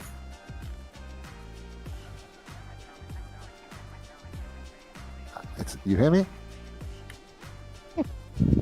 Yes, we hear you. Yep. All right. Okay. So start moving, everyone. Okay. So we pick the second name. I pick the first name on any group, and I put that in Atlas. Then we pick the second name, right? And we put them in the second room. So it's streaming. It's not so hard, guys. Come on. Yeah, that's pretty smart. Yeah. Okay. So the Let's draw third name. Let's draw this out. I'm gonna just draw it out in 3D Paint real quick, so that we can show this to anyone who's not an English speaker. And then we'll post that.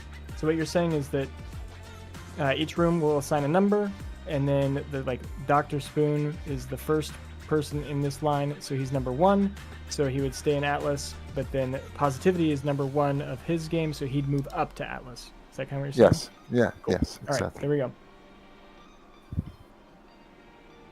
All right. If you understand that, please try to move to your room, and then I'll just draw this up real quick so that people can understand. If there's any mods in here that could help start dragging people into rooms, I'm about to start doing that now. The first name in any room go to Atlas. The second name in any room go to CC Stream. The third name on any room go on Gauntlet. The fourth name go on Gauntlet Lobby 2. The fifth go on Illuvium Boys. The sixth go on Kuka. The seventh go on Ophisto. The eighth name go on Ramfi. Right?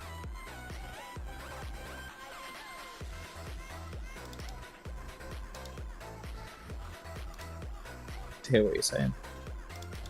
That's the only update. All right, looks like we are 8 in Can you here. type? Oh, Yeah. sorry. It's just Soda saying hi. I'm gonna start with your guys' game if you can get it started right away. Yeah, just start streaming. We do a ready check in the chat.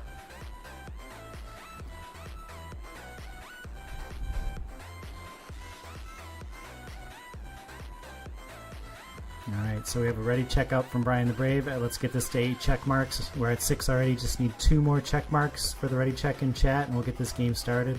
This could be the first game of the second set. We are missing... Let's see here. We have 1 missing, we have 7 ready. Who are we missing here? I think it's X ... That's missing. No, we have an extra person in here.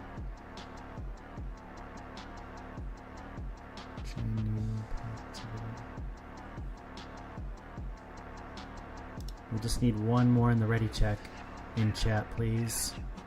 Can you check and see if your name's there? If it's not, please ready check. It's Zico that hasn't ticked. Zico Pelico. Oh, okay, his game crashed, so he's not ready. Okay, so once Zico gets up and running, you guys can do the 3, 2, 1 countdown. I'll start at the same time. Hopefully the game will run smooth and we can get this started. Yeah. Phoenix, are you sure you should be here? Because we are already 8 people here.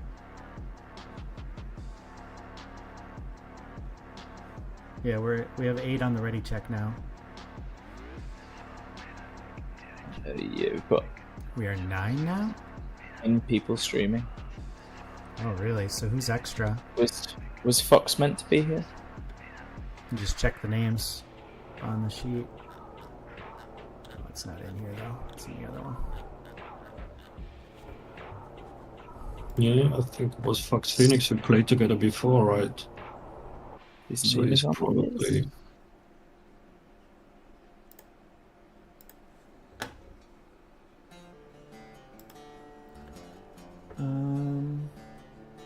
Yep, Fox is not supposed to be here.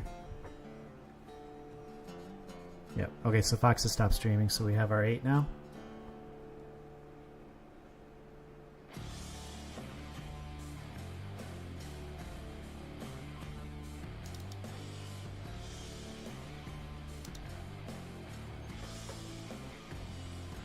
Just looking for a game that started. I don't think we have one live yet.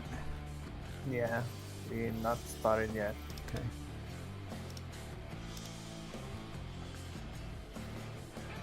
All right.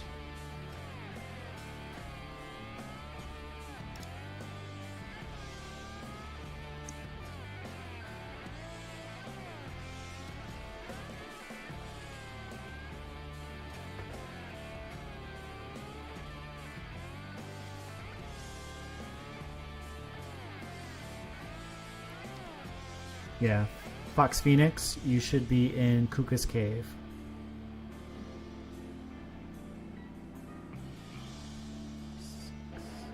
Yep, Fox Phoenix should be in Kuka's Cave if you can hear me. Shall I do another ready check? Is Zico back in? Oh, Zico's ready. Everyone else good? Alright. Right.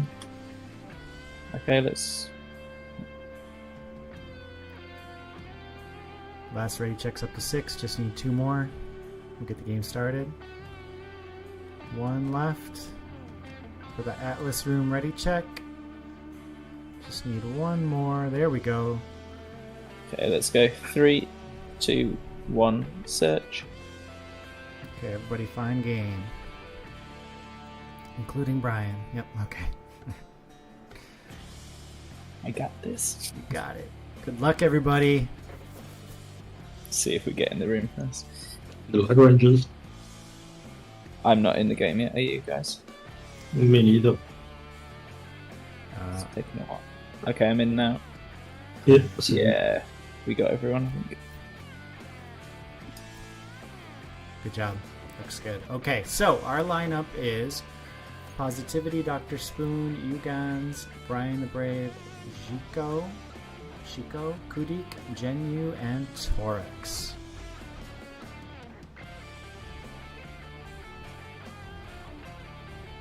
I'll go ahead and mute myself and talk, and then if anybody else shows up on the team that needs to hear me, I'll unmute. Alright, so Brian is doing, in this game mode, in the Gauntlet game mode, we have the first 2 rounds. It's kind of like, it eases you into the game a little bit. So you're fighting against a very simple AI with just 1 alluvial on the board that you have to beat in round 1. And it's a pretty easy one. And then in round 2, there are 2 Flish on the board. Again, pretty easy to beat. Any 2 Bulwarks, any 2 Fighters, any 2 Rogues gonna handle that pretty easily. We can see Brian here has a Bulwark, a Fighter, an actual stage 3 fighter. The fire Doka there is a stage 3, which is 3 smaller Dokas combined to make one kind of medium-sized fighter. And then he also has the Earth Doka there. This is one of my, well, probably my favorite Dokas, the Earth Doka. And so he will take this round easily. And then the third round is 2 things for the third round. It is an augment round in which you are shown, each player is shown 3 augments, and you get to choose one of the 3 to add to your team, and augments make your alluvials much, much stronger and more powerful. Then it's also the first PvP round where players play against actual other players, and there are 8 total players in a game, and here we have Hyper Endurance, Predator Pounce, and Synergetic Field. Predator Pounce is a really nice offensive choice. The augment chosen is a really good single defensive choice. And then the other one, the third augment there, Synergetic Field, is what I would have actually chosen. It's a really nice team augment that offers a 250 hit point shield to everyone in a medium area. And that just really allows you to win the early rounds. That shield is so overpowered in early rounds, and it's somewhat useful late round. It does fall off a little bit in the late game, but I really like that. And this one here, is good for individual defense. Provides a lot of physical defense and a little extra health too. And if played correctly, it can be a very strong augment for sure. So Brian the Brave taking down Positivity. Let's head over and take a look at Positivity's team. These teams are just getting started. And Positivity right now, 1 Bulwark, 2 Rogues. Took his first loss at last round to Brian the Brave. And his augment is also a defensive augment. Offers some defense for the first 10 seconds, increases resistances for the first 10 seconds. And he's going to position his Bulwark and he is up against Torex. Positivity with 4 units on the board right now. A Bulwark, a Fighter, and 2 Rogues. Seems he's pretty content to leave it at that. He did update to a stage 2 Water Volante, which should give him some more power. Let's see if Torex does bring in a 4th. He brought in Rye with an augment on it. Rye does a lot of damage, but is quite squishy. And with 3 Illuvials on the Rye, it's going to go down very quickly. And now those 3 Illuvials are focused on this greater nature Grocko. They're going to take that down quickly. Moving now onto the Rogues. This should be a win for Positivity. So he is 1-1 in the PvP rounds thus far. That Earth Doka laying down the pain, doing all kinds of damage, offering some CC as well. We can see that was a nice easy round. We'll head over to Torex, see how Torex bounces back from the first loss in this match. I am going to check, make sure I am up to date on things. Very good. Torex is building 3 Rogues already. Is he going to keep that Bulwark up front? Nope, he's going to bring it into the back line here. Which is an interesting strategy. He also has decided not to play his augment yet, so he's waiting on that, fixing up the board just a little bit, dropping those 2 nature ATPOs from the staging area. And let's see, and we add a little baby links on Yugen's side. Now it's taken some time for the Rogues of Torex to walk over. That may be the difference in the match. Let's see. Yugen is doing a lot of damage. That was a really big Omega from the, I think it's a Greater Gorilla. Just did a ton of damage as it Omega'd away. And it is looking to me like Yugen is going to win this with everything still alive. So pretty handy. Gen Yu and Kudik so far are our 2 that haven't lost. So we'll head over to Gen Yu. Take a look. They are battling each other right now, and it looks to me like Kudik came away with the win. So we are down to 1 player who has been unscarred so far. Kudik in the lead with 100 health. Has a win streak of maybe like 3 at this point, I think. Yeah, Kudik with a win streak of 3. He's his Lesser Monk Ear, double augmented at this point. Really going to hope to get that 3rd Lesser Monk Ear in order... Lesser Gorilla, not Lesser Monk Ear. Lesser Gorilla, getting the brothers confused at this point. But that's going to be nasty if he gets that 3rd Lesser Gorilla with the double augments on it. So he's really going to go all in on this Rogue comp. Or he's going to have to sell that Gorilla to get those augments on another unit to do some damage. And I want to thank my co-host right now, Two Haze Caveman. I want to thank Quants, our producer in the background. I want to thank Linky for bringing this all together. I know they are working they are working real hard right now to get players in lobbies, get this game going. We are really pushing the envelope on what we're able to do. This is a first look at Gauntlet, the new TFT-like battler from Illuvium Labs. It is my favorite game mode right now and has been since it came out. And it's looking like Kudik is going to keep the streak alive. He has taken down Torex, a tough competitor in his own right, but look at that. Very nicely done. That streak is up to 4 now. The win streak maxes out at 5. You get an extra 3 gold for a 5-game win streak. That is the maximum there. And then also, when you get to 70 mastery points in your bank, that is the max interest. You get 7. So for every 10 mastery points in the bank, you get 1 extra in interest. So Kudik is looking really strong. He's heading into a PvE round now, so going to be able to coast here. Let's check out Dr. Spoon's team, see what Spoon's building in this game here. 4 rogues. So Spoon actually has this stage 2 Earth Doka up front with a defensive augment on it, and that is going to be able to be transferred to a Bulwark, hopefully something really big and tanky, maybe a tier 4, maybe a tier 5, or some type of stage 2 tank, some type of stage 2 Bulwark that can really take the brunt of the damage.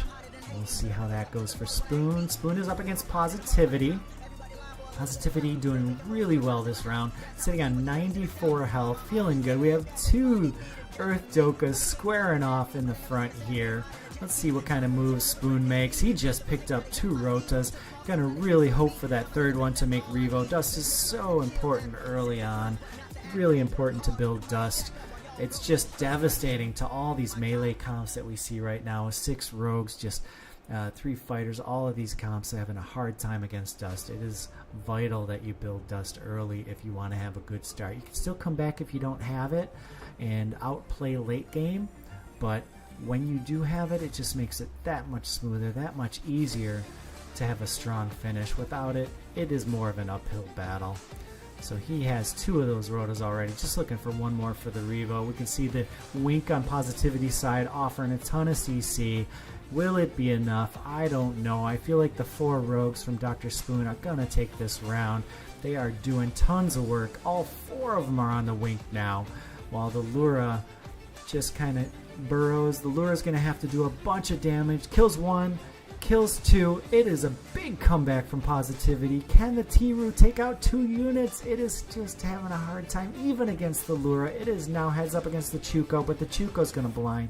And that's it. Positivity ekes out this round. Offers another 5 out of 6 losses now for Spoon. He's going to have to alter his strategy. Maybe one of these 4 augments can do it, and he does take the sharp start. That's what I would have picked. That's going to go on something that delivers a lot of damage. We'll come back to Spoon. Now we're going to head over to Kudik, see what he does against Spoon. He is still on a win streak of 5 now. So he's getting the maximum. He's also at an econ of 30. So it's 5 plus 3 is 8 plus 5 is 13 plus 1 for winning. He can get 14 in the bank if he wins this round. And he is up against Spoon, Dr. Spoon, the doctor with the most. One of my favorite OG Illuvium players. We are looking at Kudik right now, chewing through Dr. Spoon's team. This is just absolutely devastating. These 4 rogues with the 3 fire, one of the most devastating early game comps, and then you can add in the 3 air from middle game, and it just is so powerful. And he's going to look to swap out this T0 fire Doka, perhaps for something like a flare, something fire that helps propel his team forward, but going to try and keep the 3 fire. And if you notice, up on deck he does have that ram fire, so he can easily swap that in even for the fire Doka and keep 3 fire and bring it up to 5 rogue. I would actually do that right now. I wonder if he's going to. Being up against Positivity, he may just choose to sit on his laurels here until somebody forces him, and it looks like that is what he's planning on doing. Just sitting with the easy wins until somebody shows him he needs to change it up a little bit. So Positivity, let's look from his perspective against Kudik and see what he's bringing. So he does have the ebb out, and he's got Meteor. Oh my gosh, Meteoric Onslaught on the ebb. That's going to be so powerful early on. I think he might be able to deliver the first blow to Kudik. Let's see if it does happen. And there it comes out at 3 seconds. The first 3 meteors come out. That was pretty early. It did a lot of damage, but is it enough? It looks to me like Kudik may be able to live. We're not even going to get the first cast from the ebb, and it goes down. Meteor is out of it. Positivity is going to have to change it up a little bit if he wants to ride that Meteor to victory. Kudik is nasty, doing a lot of work. Let us check out Gen Yu. See what is going on here. He's finishing up this battle against Torix. Gonna slide into victory here. You can see with the polar bear going hyper, it just attacks over and over and over again. Also, the ebb was pretty close to hyper. So this is the second team with an early ebb that we've seen, and we can see that Gen Yu has 2 ebbs working on a flood, just needs 1 more to show up. And this would have been our first look at the Mammoth line seeing some play, but Gen Yu decides against it. There's a very large on deck area, a lot of air units in there, and he really does want to bring that Mammoth out. What's he taking off? And there goes the Mammoth. Okay, and the Omega from the Mammoth, very disruptive to the enemy team. What it does is it takes the nearest unit and levitates it all the way across the board, and at the end of the levitation it does damage in a medium area. and it can be a lot of burst damage. So we have a 3 air, 2 rogue team, only 2 scions, so not getting the scion bonus just yet. The mammoth goes down instantly, but he is against the leader of this heat in Kudik. Kudik is doing a fabulous job of just winning round after round, and so far is our leader running away with the show here. Can anyone stand up to Kudik? I know somebody out there is going to separate themselves from the pack, but right now it appears to be Kudik against everybody else. What do we have next? Who was in second? I think Spoon was doing pretty well. No, Spoon's down to foot. Let's go to Yugon's. Yugon. Let's see what he's building. If Yugon has a chance to challenge Kudik for supremacy here. So we have Fusion Igniter, Shield Breaker, and Water Infusion. I'm not crazy about Shield Breaker. I like both of the other 2 augments. So if you have a nice tank like we have here, and Yugon has the Flare as a tank, it's a great early game tank, great late game tank, scales really well. So he puts that as sort of 5% heal on the Flare, and that's a really good choice. And look at this Greater Monk, I keep saying monk here, this Greater Gorilla has Lights Chosen on it, and he has 2 of these execution augments on both his Revo and on the Gorilla. So a lot of damage coming out there. Oh, Two Haze is in the house. Hello. Hey there, Two Haze. How are you doing, buddy? Good to go. How are you? Good, good, good. How is the setup going? Everything is going. Yeah, I'll be here for a bit. Just gonna watch some games with you. Awesome. And Caveman's finishing up a couple. Very so, cool. All right. Yeah, Excellent. excited. We got probably over half of them done. Nice. So, okay. All right. Brought just you up kind of just filing the rest of them in right now, and yeah. So far got what some we have coffee on the here. What's that?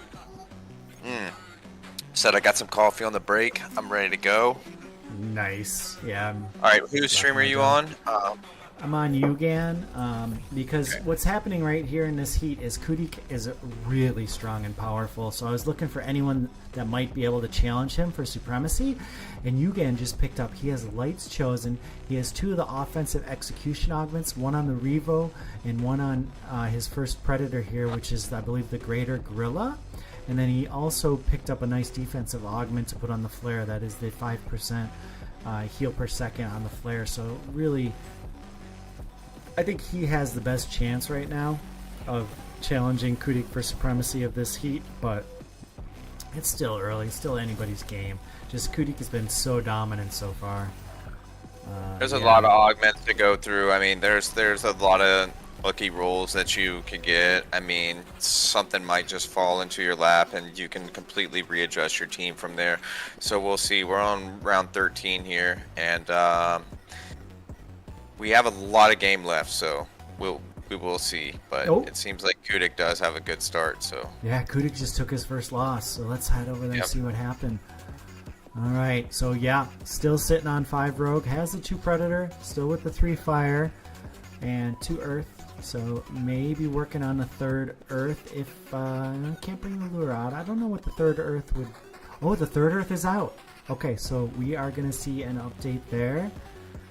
And looking really, really nice. This team's looking real good, looking very strong. You can tell he took that loss to heart and decided to update the team. And now Perico is going to feel the brunt of Kudik's wrath, I think, right here. Let's see how it goes. I think communal regrowth on the twine could do a lot of work. We'll have to see, but it's not getting attacked. I think, look at the twine, just the sloth walking all the way around. You want that to get attacked first, and that is not what happened. So I feel like Shiko could be in trouble here. Going to be close to getting knocked out. I think he'll have one more round left. But nice adjustment from Kudik of the Phantom Guild to turn this one around after losing the last round. Not a fan of his view But You're right. Tough to see, isn't it? it's super to see what is exactly going on. I'm like scrunching my eyes trying to see. You're right, But great match there. 1 point left for Exito there. And yeah, two good augments, right? Either you one. seeing what I'm seeing? And he took the third option. What? Unbelievable. This is the leader too. He must have a plan. And I know what he's thinking, right? His particular team makeup makes that augment a tasty choice. But those other two are so powerful that I would have even changed my team comp to fit them in. How about you? What do you think? I mean, he's already got the perfect alluvial for a couple of those augments in there. I mean, all he needs is one more nice roll, and it's there. So I definitely would have went with some others, but some people really like this Predator build and this Rogue build, and great players out there. So we'll see if it pays off for him in the late game. Yeah, it's looking a little dicey, but he's going to take this. And that was against the second place. He took it pretty handily. So pressing the gas. And Ugons is in first place now. Kudik in second. Genu in third. Ryan the Brave. And Positivity. All five of these players have a lot of health. Still looks like Positivity just took a hit. Spoon's still doing alright, and Torex. Looks like Shiko, the lone man, out at the bottom with just 1 health left, trying to hang on. We are just finishing up the droid round, back into some PvP rounds. Kudik is against Dr. Spoon here. See if Spoon has an answer for this nasty 6 rogue, 2 predator, 3 fire, 3 earth team. Looks so pretty over there with the affinities and classes. Doing a ton of work. A super tanky Scarabok up in the front line as well. Yeah, this is looking scary. Both predators fully augmented up. And yeah, he's just looking to attack. You know, not taking his foot off the accelerator at all. Great augment on that Titanor too. I mean, that's gonna really help him out. Give him some sustain there against those rogues, but I mean, they're still just going to eat right through them. They did. They chewed right through that Scarabok with the augment, but same thing happened for Kudik. He chewed right through Spoon's back line as well, and now they meet in the middle. Both teams battling it out. I give the early edge to Spoon. Let's see if he can take it, but the Ramphy went in the air. It wasn't as impactful as I would have thought. Oh no! Bad click soda, and Spoon does take it from Kudik. And is the strategy of taking that devastation surge gonna backfire? He had temporal safeguard. Ooh, I don't know. This is really looking like it could be dangerous. Spoon with a nice victory there. Let's take a look at Spoon, see if he can. Yeah, so he has 2 in a row. He's on a 2-game win streak, heading into a nice PvE round where he can gain. He's already at 41 mastery points, so he can push on that and get his eco up even higher. And he just beat one of the best players in this heat in Kudik. So, oh, went with a big decision there. Wasn't expecting that. Oh, what did you see there? What happened? Are you watching Dr. Spoon? He just shrugged some characters off the board. Okay, wasn't expecting. So he is making some moves here on the PvE round. You know, he's facilitating what he wants to do, the direction he wants to take his team in. Shows a lot of foresight, even after a victory, to go ahead and toss some things aside. He's got a clear plan, clear vision of what he wants to do. Those 2 augments on his Revo, really going to do a lot of work for Spoon. I feel like that Revo is going to be very nasty. Okay, and we're into a legendary augment round. Everybody can hear me. So my personal favorite is the one, well, we'll wait until after. There's really 3 great choices here. And, you know, he goes with number 3. I myself probably would have gone with number 4. I see a lot of the players choosing to be aggressive, and I like that a lot. It's a maxim in poker is you want to be aggressive. Being aggressive makes good things happen, and the players are taking that to heart here. What I've seen from these players today is they want to be aggressive, they want to be attacking. Not too many sitting back and being defensive and thinking, you know, I'll let them take it to me. Instead, they are out there making their teams as strong as possible. And we saw a little reversion there. I wonder if that'll affect Spoon at all, but his rogues immediately annihilated that mule, making short work of the Arcane Counterblast. Doesn't even get a chance to do its work.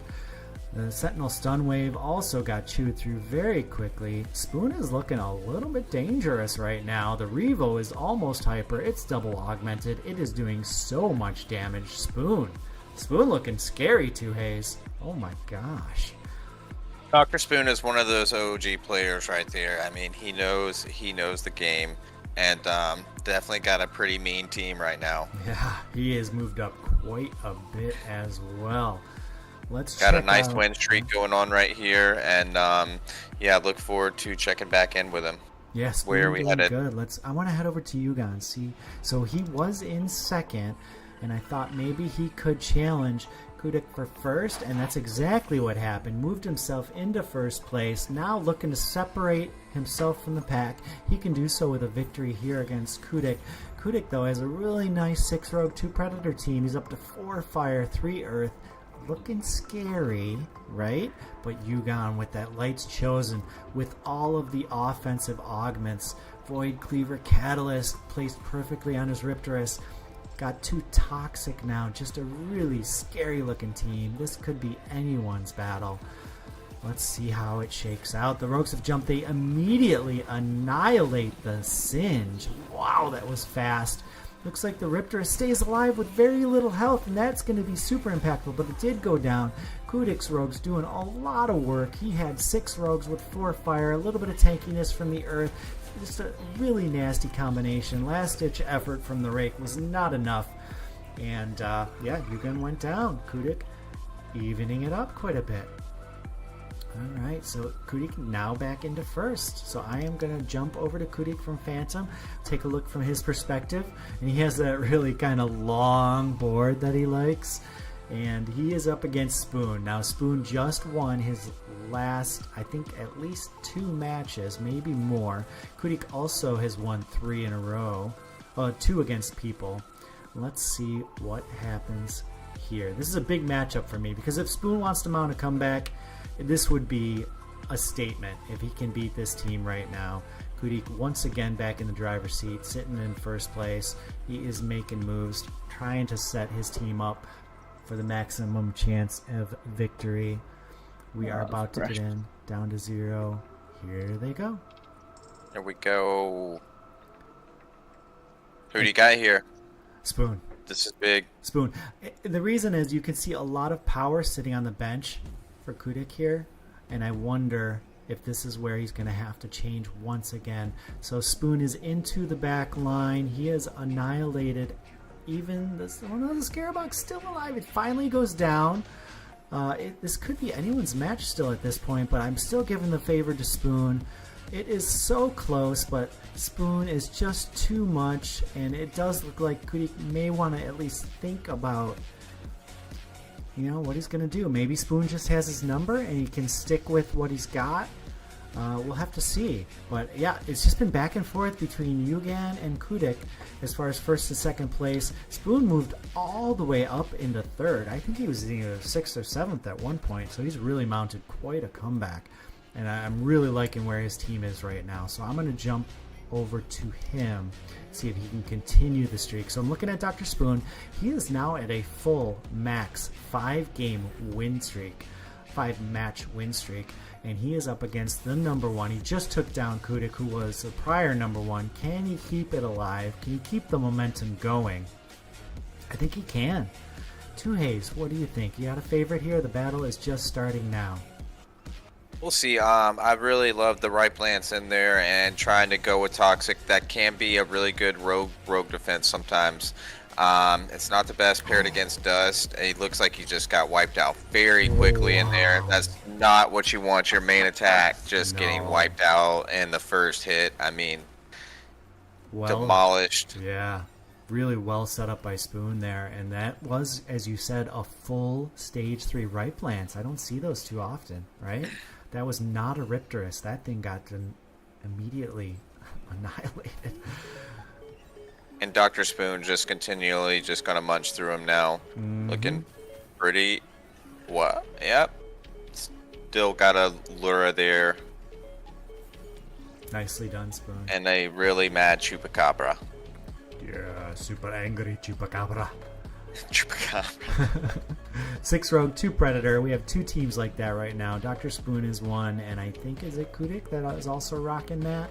Let's go now over to Ugons, fresh off the loss. See how he adjusts. So, yeah, I mean, you just lost to Dr. Spoon, who's gone from 7th place all the way up to 2nd.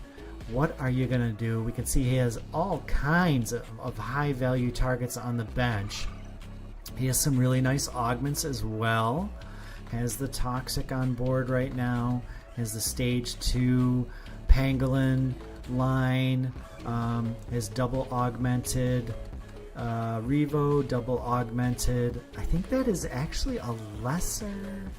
That's part of the issue. That is just a lesser Gorilla, right?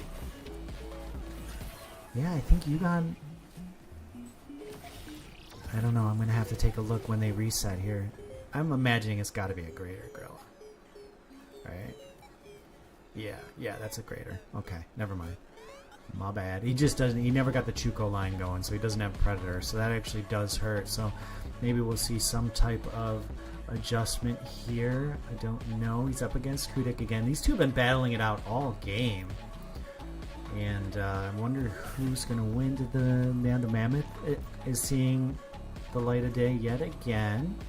Getting some adjustment from Yugon here. 3 water, 3 air, 2 dust, 2 toxic right now. I'm going to give the edge here to Kudik on this one, but maybe Yugon can pull a rabbit out of the hat. Let's see. We're into the fight. There they go. The Rogues have jumped across. Am I right? Is Kudik going to take the victory here and put Yugon in some trouble? It is looking so far so good for Kudik. His Rogues are chewing through the enemy. He has 4 fire, 3 earth versus the 3 air, 3 water. That Phantom went up in the air, did some damage, but it's looking to me like Yugon could take it. His Rip Lance is very angry, very upset. Yes. Yeah, right? Yeah, that is key to his victory, is that Rip Lance. It's doing some work. Alright, good job, Yugon. Let's go back. What augment is he of on that Rip Lance? Did you see by chance? Yeah, Void Cleaver Catalyst. Right? Really good augment for a Rip Lance, yeah. Yep. And if he gets another one to put on the Rip Lance, could be devastating. That is really key to his team comp, I feel like. If he could get some extra sustain on that Rip Lance, and that would really be huge for it, and just kind of keep healing, and that could really be I would say a game changer for him, but we'll see. Yeah. All right, who are we headed to? I was gonna jump over and check out Spoon. Let's see. I want to see if he has continued to win. Dr. Spoon now in 2nd place, tied with Brian the Brave. What a comeback! They have really put the hurt to Kudik, who really ran away with the beginning of the game, but has kind of stalled out with the 6 Rogues, 2 Predator line going all in on that offensive comp, and it looks like the other players have adjusted to it quite well, Dr. Spoon being one of the best. So we have 2nd and 3rd place squaring off. Battle of the 38s. Who's going to be victorious? Both the Revos going across each team. There goes the Phantom up in the air. That was devastating, right? That critted for sure. Big pass. Really big. Yeah, that pterodactyl is hungry. And it's eating. Love to see the damage on that, yeah. Yeah, me too. That was big. That must have critted. And, yeah, Dr. Spoon seeing his first loss in a while at the hands of Brian the Brave. Brian wanted to win this heat here. I'd like to see. I haven't seen Brian in a while, so now we'll head over to see. Oh, Brian's not streaming. Okay, that's an issue. All right. Okay, so he got booted and managed to come back. Okay, so he is streaming now, so I do want to check out from his perspective, from Brian's perspective, what's going on here. He is looking at 3 air, 2 dust, 2 bloom, 4 rogues, 2 revenant. The only player I've seen with revenant, I think. Very interesting team comp. Revenant, of course, offers shields on takedown, and it can snowball and quickly get out of control. It's really nice to pair with the Pterodactyl line because it offers so much damage in the rogue backline that if the Pterodactyl gets a really good cast off, it can offer. He's got the first shield, working on the second, but a nice little heal there coming through. Riplance is now double augmented and is a menace. Is it enough? It has just gone down, the Riplance, and we need a big Omega from the Rake, but it looks like, there it is, and it is a battle, but it looks to me like Brian the Brave is going to take it. Yeah, the Rake is now down, and the Quinks is also the last to go down, and Brian the Brave taking a pretty sizable lead here over Yugon. He's still at 38 health, so at least has one loss. Everyone else looks like their next loss is going to knock them out. Brian up against Spoon, so we'll take it from Spoon's perspective. Dr. Spoon has to win or he will be knocked out in 4th place. What is going on with Dr. Spoon? His team looks amazing, so it is just going to come down to positioning. His team looks really scary. I don't know who managed to beat him the last 2 rounds, but their teams must be amazing, because Spoon is sitting on 3 air, 3 fire, 3 earth, 2 dust, 6 rogue, 2 revenant, 2 predator. It is literally the dream team rogue combo right now. But he's up against our leader in this heat, Brian the Brave, sitting on 38 health still. Brian can afford to lose one if it happens. Spoon. This is a very similar build to the build. Spoon with the Ramfire. Hey, Spoon just made the Ramfire at the last second there. Did you see that? Oh my goodness. No, Yeah. I did not. Yeah, he just finished it. The very last second, Ramfire is about to go up and cast. Is it going to wipe everybody out? Oh, it goes up. It looks like it's only going to hit one. It only hit one. Ooh. It only hit one, though, because he's chewing through everybody. Yeah, that's why it only hit one. Is he going to cast again? It might. It might die. Is it going to go up and cast? Oh, it's too late. He's just killing everybody. He's just killing everybody. Yeah. Lulura, the last one left, but Spoon with 5 Illuvium. That was a huge pull at the end. You do not see a Ramfire very often. When you do, you hope it's on your team. And if you didn't get it on board, you might have lost that and been out. That was really clutch. Dr. Spoon not losing a second to Jitters. He was pressing buttons furiously. He got the big 3rd stage Pterodactyl on the board, and that bird hunted and just kept bringing the damage. And we actually have 3 players heading into this round, and to me it looks like even Brian the Brave at 20 health may get knocked out. If anyone loses, it is the end of their game, I think, right? It's a very, very close game here. This is about as close as it gets. We got Dr. Spoon with a massive comeback, maybe, and Brian the Brave and Positivity. We'll see. This is an easy round for them all, but this next round's going to choose. Yeah, 2Haze, 3 phenomenal players, and if I'm not mistaken, all 3 of these players are true Illuvium OGs. Is that right? Like, I've seen these names. These are 3 They've been around a long time. And great community members, always in Discord talking, all 3 of them, and just what a finals we have here in this heat. This is just phenomenal. So who's going to go up against the Ghost? Who's going to go up against... so we have Spoon and Positivity looking to knock each other out. Whoever loses here is going to get knocked out. And let's jump over to Positivity and take his perspective, because we've been sitting on Spoon for a little bit. Positivity, working it, making it happen. Remember, he has the Meteoric Onslaught, has the full Geyser, has maybe a surprise or 2 for Spoon. I see some things that look very interesting, and I'll wait for the timer to run down to talk about it. But really liking this team from Positivity. I've already talked about how much I like Spoon's team, but I like Positivity's team a lot too. He's put together a really nice set of Illuvials here. Alright, we're down to 0. He has Scoriox in the back corner, which means with the Singe, he has Magma activated. Meteoric Onslaught. He's got everything sitting in the Magma. He's going to make Spoon come fight him. The meteors are coming down.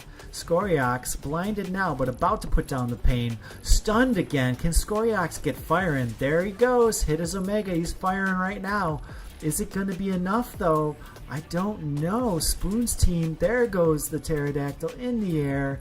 Ramfire bringing down all that hurt. And it looks like Spoon is going to take it. Positivity going out in third place. Now we have... Here we go. I really love the positioning there of the Skoriox. I mean, that was great placement, but Spoon's team right now is just so nice. But I really loved how he blocked that Skoriox in and really was trying to keep a bunch of that damage off of his main DPS there. So I liked his positioning too. I thought it was good. I think what we're seeing here is just too much damage, all the synergies. If you look at Spoon's team, he just has so much that is just working together, and on top of that, his augment choices are also facilitating the same goal, and that is just to rain down as much damage in the backline as possible, get those Revenant shields cranking, and it's just working really well for him. You know, we are 3-3. Who's the big dog on the porch? Is it Dr. Spoon or is it Brian the Brain? I'll pick Spoon. We will see. You have a favorite here? You don't have to pick different. You shall see. We don't. I'm good. I'm excited for them both. We'll see. Not trying to pick favorites here, so good luck to them both. All right, so Brian does have a Revenant chip. Let's see if that comes into play. Once he takes down the Goliath and the Quinks, he could get some shields going. Is it going to happen? He did get it down. All right, Ramfire went up in the air, did not crit according to my eye. But it is anybody's game at this point. Ramfight swing and a complete miss. Is that going to give it to Spoon? Spoon with the Ramfight miss is looking like he's going to take it. Oh my gosh. Dr. Spoon, can you finish him off? Is a Ramfight going to go up again? Oh! Devastating! What? Dr. Spoon with barely scraped by. Left. What a game. That was so close. Wow. GG. GG's, Dr. Spoon. Brian, great game. Great game, everybody. That was a really exciting match. Get screenshots going first and second place. Please take screenshots. Protect yourself. Have somebody from the team get a screenshot loaded into the tool from Illuvia Hub. Thank you so much. That was such a good game. Well played. That was a close one. Great job, guys. Dr. Spoon, any words? No, I was actually super lucky. At the beginning, I lost the first round, tried to do a lose streak for the first time ever. It worked. And it worked out pretty well, actually, yeah. It did. You were in 7th place, is that correct, at one point? Yeah. Yeah, you came all the way back. Oh, I love watching stuff like that. And I knew you had a plan and you stuck to it and it worked. Congratulations. It was really exciting to watch. Yeah. Got a bit lucky with Ramfire for sure. Oh yeah. That was down to the very last second, and I wasn't sure if those two ram fights on the board were gonna jump on deck circle were gonna jump onto the board, and they did, and you ended up winning that round, and that was a seminal moment for your game. Yeah. Alright, I'm gonna jump over to Aphisto's room. Two Haste, you coming over? I'm gonna jump back into chat, check on Caveman. I might send him over and come and hang out for the next game. So that's probably what I'm gonna do. I gotta go find him. If not, I'll jump over there with you. Yep. Alright, cool, thanks. Alright, let's see where we're at here in Aphisto's room. I will drop his camera. Alright, so, Crass from Monarch up against Deer, and until somebody comes, I am going to mute myself so they don't have to listen to me yammering on. And we have Roger from Monarch, Fabled, Winnie from Monarch, IDKFA, Deer, Demeteli, Sebi, Crass. Alright. Fabled in a pretty commanding lead with 72 health right now. Looking really strong. Deer up against the ropes. Let's head over to Fabled and just see what's leading this this pack right now. So Fabled has 3 fire. It is the 6 rogue, 2 predator, 3 fire build that we have seen over and over again. But it doesn't always win. And you know, IDKFA from Monarch. Hey, Soda. Yes. Can you hear me? Yeah, I will. There, now you can hear me also. I will bring your camera up. Welcome. This is Caveman on camera, everybody. Welcome, Caveman. And I just jumped into here and was talking about how Fabled is leading the charge right now with the comp that we see over and over again, right? It's always 3 fire. Sometimes they get the 3 air going, but it's 6 rogue, 2 predator. That's where we're at so far. All right. Yeah, this one looks like Fabled have a heavy lead. I was hoping you were going to jump into the game that I was watching earlier with Anonymous and Witty. It was actually a crazy game because no one was running rogues at the beginning. That's awesome. And it was all equal. Like everyone was like around like 60 health. So it was cool to see something else happening there. But yeah, let's focus on this game. Let's see what's happening. I'm going to start scanning at all the different augments. Let's see what they got. Yeah, so up here. Fabled. I'll go on to the VOD. Oh, so you can talk. Yeah, that works for me. So, yeah, Fabled actually took a loss, went from first down into second. So I am going to jump over, if I can, to Roger. Where are you? Yeah, Roger, a Monarch now. And Roger is now the leader of this heat. He has 3 air, 2 dust, 5 rogue. Only 5 rogue, not 6 yet, but has Revenant complete and has Predator complete. That is a devastating combo and can certainly put the hurt down. Now he is up against IDKFA, who just beat Fabled. So, and Fabled had a very similar team to Roger. So I am going to say that IDKFA is my favorite in this heat. And it looks to me like the reason is he has both Dust and Bloom already. On Wave 20 to have both of those is very strong, but he also has really nice augments on his units. So his Forest is double augmented. This is very early to have a double augmented Forest. Also his Rake has that Void Cleaver Catalyst, which is paired with Predator Pounce. So that's going to do a lot of damage. And it is looking like IDKFA might be the person to beat right now. This is a scary looking team. If he can take down both of the leaders, Roger, the bird is just chewing. But it is 3 against 5. Can the bird keep it up? That terror bird just looks so scary. And the Rake too. Still alive. The terror bird though is really the hero of this, and it is a little bit more of a tanky terror bird. It's tough to take down and just keeps delivering the damage, and it is Bloom that carried it forward for IDKFA, looking real strong at this point. The leaders are going to have to adjust to it. IDKFA has figured out how to beat 6 rogues here. Oh, I can't hear Caveman. Let's see what's going on.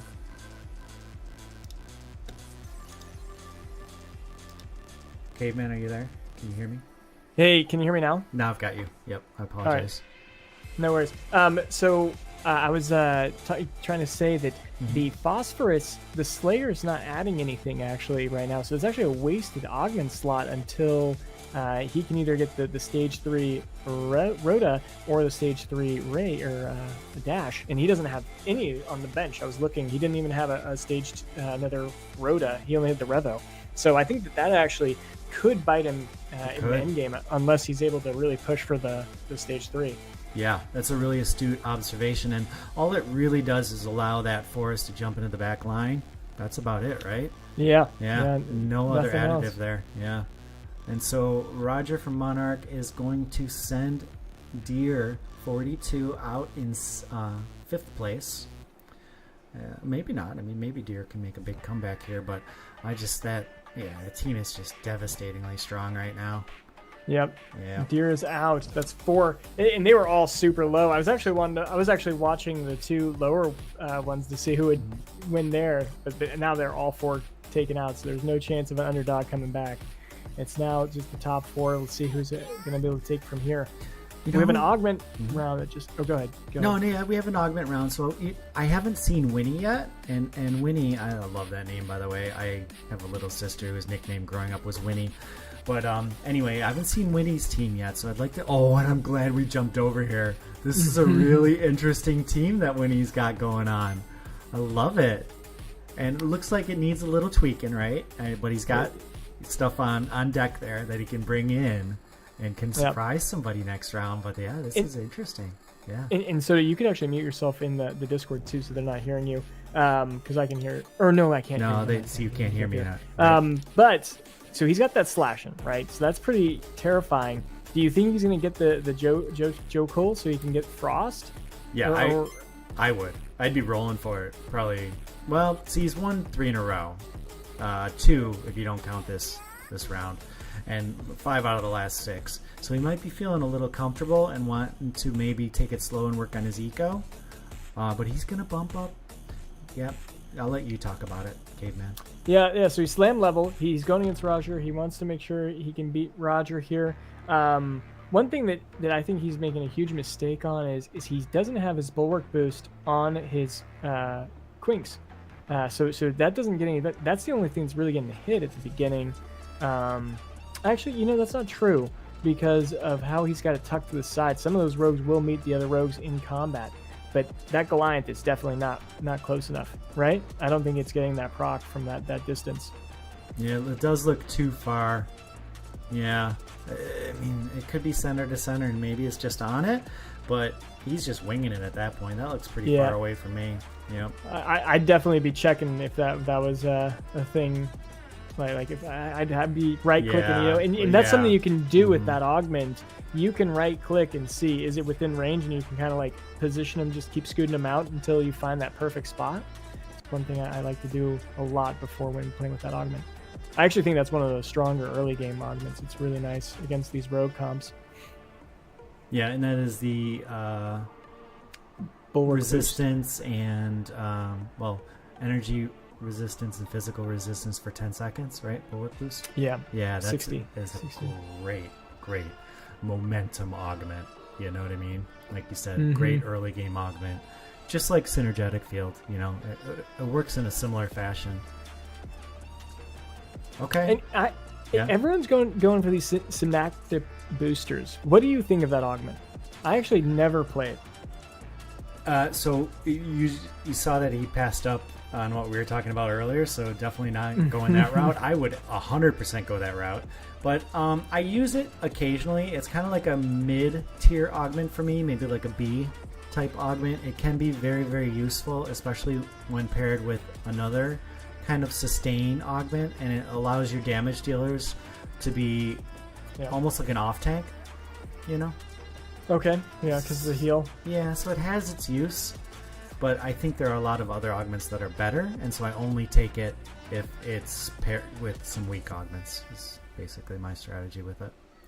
It's not bad, but it's not S tier at all for me. Okay, so Winnie from Monarch is looking like he might overcome this Meteoric Onslaught, maybe. Let's see what the Rake does here. Is it enough? It looks pretty good. Yeah, and the foe went down, and the Revo is just going to clean. Yeah, looking really good. Nicely played, Winnie.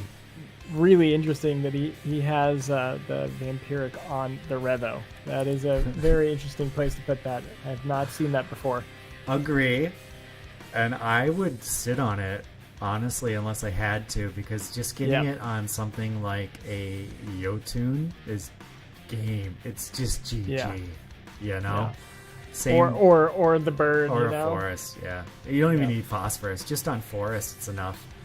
But and Yokul is pretty good on Yokul, but it's just devastating on Yotun. Okay, and so I think this is a good idea. I'm surprised that unit hasn't seen an augment yet, because it has been his strongest unit, but still no augment on it. Interesting. Yeah, I think the best unit to put on that is a pure damage one if you can get it, but I really don't see it happening for this game. No, and so Winnie's up against Roger's Ghost. That's why you see these light blue ethereal alluvials. This was a nice update to the UI in the last patch. Really good quality of life improvement, and the team continues to make these improvements. This is looking like it could go either way still. Big Goliath stun coming out real soon. Winnie. Yeah. His Goliath actually was in a really good spot there. It took enough damage to not die, but because of the ironclad vitals, it survived longer than it normally does. And this is one of the things that a lot of people don't do, is putting your quinks opposite of like the bait that's drawing the rogues, because it actually will save your bait often. Because it will pull the rogues away when it's already low HP. I think that's one of the key ways to use your quinks. Or you can put the quinks right in front of your Goliath, and then that way it actually dusts and covers the areas, keeping your Goliath alive a little bit longer that way also. How do you typically play your quinks there? I love it. I think that's a really good idea. I will do either have the quinks pull, like you said, from a large group to help keep those units alive that are taking the initial brunt, or I like to do what you said, so tuck it in with a bulwark and put it opposite of the Revo so that I can get like a dust, blind, stun loop going. And that's another thing that I'll try to do too. So, using the Goliath and the Quinks to be together to provide a lot of survivability and CC, and then have the Revo roll right into it. I love doing that. That's one of my favorite things to do. And the Goliath might go down. Yeah, I mean, do you see that he's got a Vermiliere? Oh, he finished it. Yeah, that's good. Oh, and it's beautiful. It just snapped. He's got the Omega gain on a takedown, and he just took out 2 other units. He's probably got 160 Omega power right now. He's gonna go again. Oh, not as much damage as I thought that time. Yeah, he got dusted. It was actually at 85 Omega power there. Okay. He right-clicked on it right before it cast. The dust is hitting. He got hit by dust again. Ooh, but it got another kill. That was big. Got the Revenant shield on those 2 units that were really low. This big rake Omega there. Overtime coming in. It's looking like Winnie's gonna win it in overtime, but the Familiar is trying to get Winnie. Big battle between the 2 Monarch stalwarts. Yeah, Fabled trying to hang on in 3rd place. Let's take a peek at Fabled. Well, actually, I want to see what the choice is on the augments, and yeah, that augment right there. I missed it. I walked over because I wanted to see the augment selection for the other one. But okay, he got that one. Mm-hmm. Interesting that he put it on that unit. I know. That is a massive, like you. Oh, but he got the Vanguard. Oh but my still, gosh. you put this on the unit just to the right of it, right? Yeah. No GG. question. GG. Like it would be. I think actually GG. I think he threw it. He might still win, or I don't even know. Winnie might still win, but for me, I'm salivating to put that augment when I finally have that unit. Like, especially when you have them both completed. It's like, that would do so much damage, so much. and it would just shield up so heavily. I'm really excited to see how that comp actually works. I don't think I've seen. I'm gonna stick here. This is great. Yeah. Right? I've never seen it. I've never seen it before either. I've never completed it myself. Yeah. Yeah. At least not in Gauntlet. No. That's for sure. No, I don't even think I've done this since like maybe the start of PB3. It's been it's been a while since. This is a really exciting comp coming from Winnie. I wonder. Well, Fabled will be fine here because it's just a PvE round. But I wonder who's going to get the Ghost. That's always a big deal to me because if Fabled is lucky enough to get the Ghost. Then and wins it, which hopefully he can do, then one of the other 2 will be basically tied with him. Whereas right now he's really up against it, and he's going up against 2 Monarch players as well. Yeah, I think we should watch the Fabled because he might get knocked out this game, and then we can always pivot to the other ones, and we'll at least do a little evaluation on his comp, see what he's trying to build here. Yeah, let's do it before he gets. Okay, so he did get paired with Winnie. I don't think Winnie would get knocked out. He just got a Seer. He just got an Umber. Oh my gosh! This is a battle of titans going down right here. How do they have so much money to be able to roll one of these? They're crushing it. Really good game here. I know the Monarch players the other day were practicing a lot, getting ready for this weekend, and boy, it has paid off. They're 1-2 right now in this heat. And he's got a great augments on. Yeah, he's got the communal Oh man, it's so that good. Seer is not going to die, but neither are his Vanguards. Like, where's the damage? I don't think he's got enough damage to slice through those Vanguards. This is going to overtime, right? Almost for sure. Let's 100%. Let's see. Here we go. We do our onslaught too, dude. This is just sick. Oh no, there's an artifact. Yeah, there you go. Yeah, now we can see it. Okay, here we go. Visionary Vanguard's going to be doing work on that Seer, but it is just communal regrowth brought him right back up to full health. Oh, Winnie is in so much trouble here. Oh my gosh. And the bird is untouched, scaling. Both Vanguards are down. Wow, that was Winnie an got knocked out. annihilation, and he gets exactly to 0. That was insane by Fabled. Wow. And he thought he had it because he got the Vanguard. I thought he had it too. That was looking so strong. Fabled with the improbable knockout. He only has Roger now to get through, but he has to win 2 back-to-back. But wow, his team looks scary. Yeah. You know what I think won it? It was the bird went hyper. Mm-hmm. Has that distance, so it's not getting dusted. And it was just chewing through. It killed their Quinks really fast. He's going to do it again, too. If Roger doesn't move that, I think it's going to be the same exact result, just a different comp. And Roger, what is that augment on his Goliath? I don't understand the thought process. I don't get it either. That's the second time I've seen that in 24 hours, and I don't know why. I mean, the augment itself is amazing, but it's so OP because you throw it on a damage dealer, and the damage dealer then becomes a tank, right? Yeah. Whereas if you throw it on a tank, the tank's just still a tank.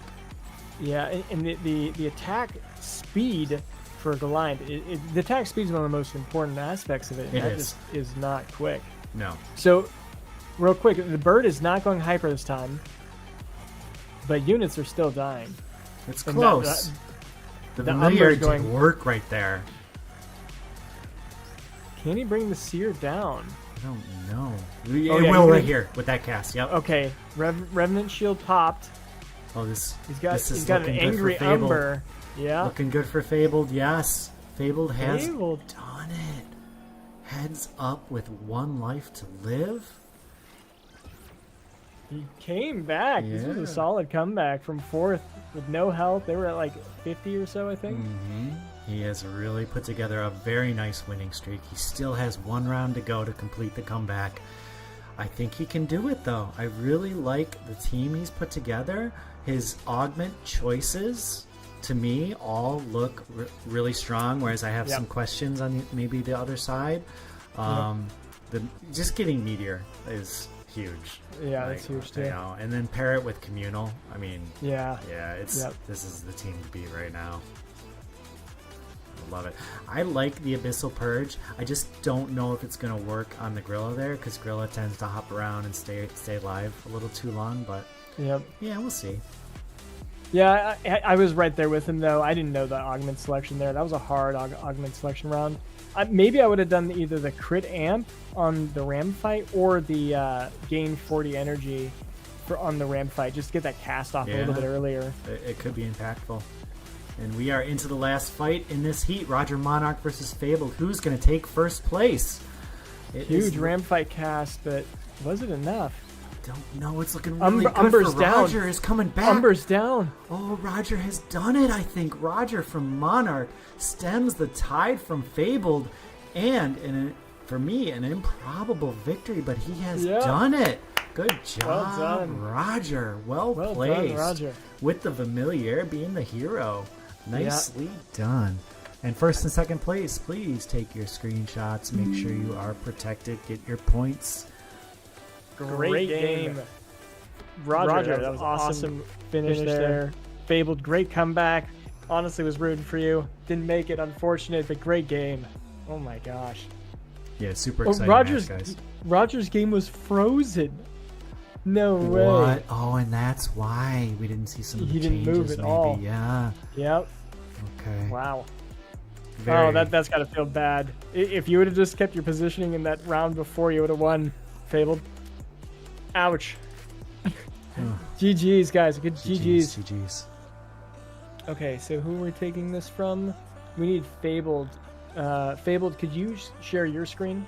Because you're second place. That'll be a more accurate screenshot.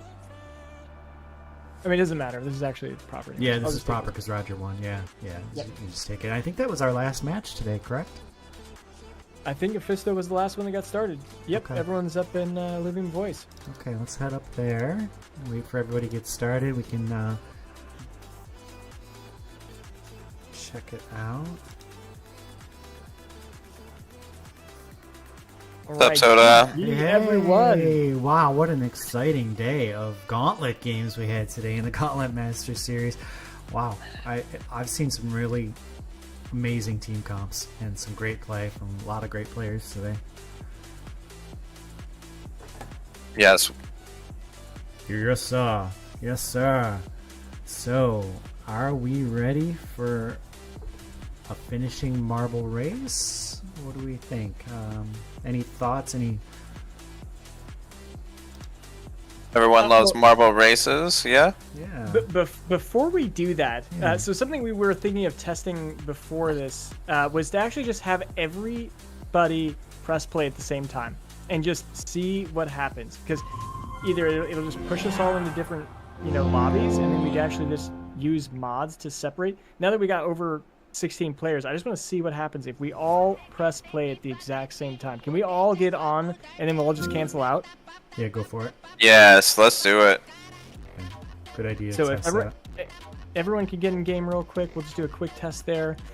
And then this, what we may do in next Friday or next Saturday is just have everyone go, and then we'll just figure out what the lobbies are, shift you guys either with mods or just only 8 move them, and then we'll just commentate on that game and let everyone else play. Saves us a whole bunch of time trying to set this up randomly. Alright, so everyone travel to Gauntlet, and once you're there, let's see how big of a ready check we can get right here. Let's see how many players we have. Yes. Everyone, click the ready check if you want to help us test, and let's get this going. Let's at least get... Come on, how many people do we got in here? We got at least 16. There's got to be 16 of us in here. Oh, come on. I mean, a lot of people have left. Let's get 16. Come on. Give us a ready check. Let's go. 17. How many more we got? If you want to play marbles, let's play one more game of Gauntlet. We don't even have to play it. We're just doing a stress test. Let's stress this game out and test it. You can do the countdown whenever you want to, Caveman. All right, everyone. Here we go. Press find game in 5, 4, 3, 2, 1. Find game. All right. I did not get an instant game, so that's already... Oh, I'm in now. Who else is in? How many games do we have up? I got a game in. I'm going to go ahead and take a screenshot of it. Everyone take a screenshot of your game. Yeah, we're in different games too. So that worked. Yep. And it was Alright, good. So we can do that next time. It'll be so much faster. Right? Yeah. Yes. Yeah. Okay. Yeah. Yeah. All right, you guys are heroes. Thanks for testing that with us. Thank you. Thank you. This will baby. make next week go a lot smoother. Especially thanks for giving us the information. Now we can put a plan together and execute it well come next Friday. We hope to see a lot of you come back and join us if you can make it. And, thank you for sticking with us today. We know it was another 3-hour day, but we'll be able to kind of compress that a little bit next week with this new information that we have. We can all start at the same time, finish at the same time, take a little 5-minute break, get the second game going. It'll be a lot smoother next week. So thank you for sticking with us through the growing pains. We appreciate you. All right, can we get a link over for the marble race, and we will be able to wrap this up. We have half an ILV available to the winner of the marble race, and I think last night we only had like 30-some racers, so really good chance for somebody to win. Copying that link over here. Guys, please remember to follow and click the bell for the Soda Twitch, because the guys are really close to pass 500, so please check. I really need the Soda, followers. Soda forget the most important. I do. It is the most important, and I always forget, and Quants always has my back. I am at 486 followers. Illuvium needs me to be at 500. So if you have any way to add a follower to that count, it really helps me out a lot. I do appreciate it. I am trying to get to 500, and thank you so much for helping me on my journey. Thank you, Quants. You're welcome. And thank you, Linky. I see you in the chat, buddy. You are always helping me out too, and I need guys like you to watch my back because I just get so excited about the matches. That's what I'm here for. I love watching amazing players play Gauntlet. It's my favorite thing. What to do a lurker! You are a lurker. I am a lurker. I'm a player too. I like playing as well. You know, I'm gonna after our postmortem, I'm gonna jump in and see if I can get a game. You know it. I played one game today and I won. So there you go. Do you have the marbles set up yet to where everyone can start joining in? You can't see it, can you? I'm sorry. No. There it is. All right. It is set up. Hit !play to join. Quants number 1. Got your spoon. There's Kudik. Hamster's in. Rip Lancer's in. Caveman, I see you. Viper, I see you. So many players coming in. We are at 18. We need to get to at least 30, don't we? Can we get to 30? 22? I think.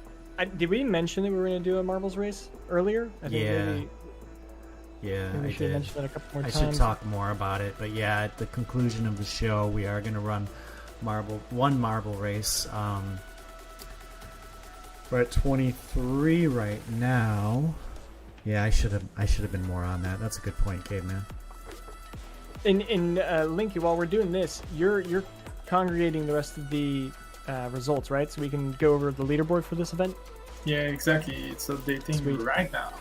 Awesome. We'll be able to see who's been qualifying so far. So after the marble race, we'll get the update for that. If you want to stick around, we're at 27 right now. We'll do one more minute for people to congregate in, and then we'll get the marble race started. Get my fingers nice and warmed up here. See who's gonna win. Caveman's in there. Have you won this before, Caveman? Not with you, not with Hype, but I've won a couple back in the day, like a long time ago. Gotcha. Okay. It was actually, I think there was like 300 people in it. Felt pretty good. Ooh, that's gotta go amazing. Yeah, I didn't win anything though, unfortunately. But bragging rights, right? Oh, well, this is better because you get half an ILV if you win this marble race right here. We have been at 28 for a little bit. Anybody who wants to join, please hit !play now. You have 10 seconds. We are going to be starting. The countdown is on. Go into the marble race. Thank you, ILV Labs, for everything, Illuvium. We appreciate you. We love your games. Love playing them. Love the IP. And we are off. Unity was in first. Civis, Riplancer, Linky. First place is highly contested. Fabled right now is in first, and he's held it for a little bit. Kieran Brown, the second Kieran, is in second place. Unity Design just moved into first. Fabled, someone got kicked around. Oh, Fabled again, just behind the leader. Fabled is the first one across, and he does stick the landing. He is first through. Everybody's getting jumbled.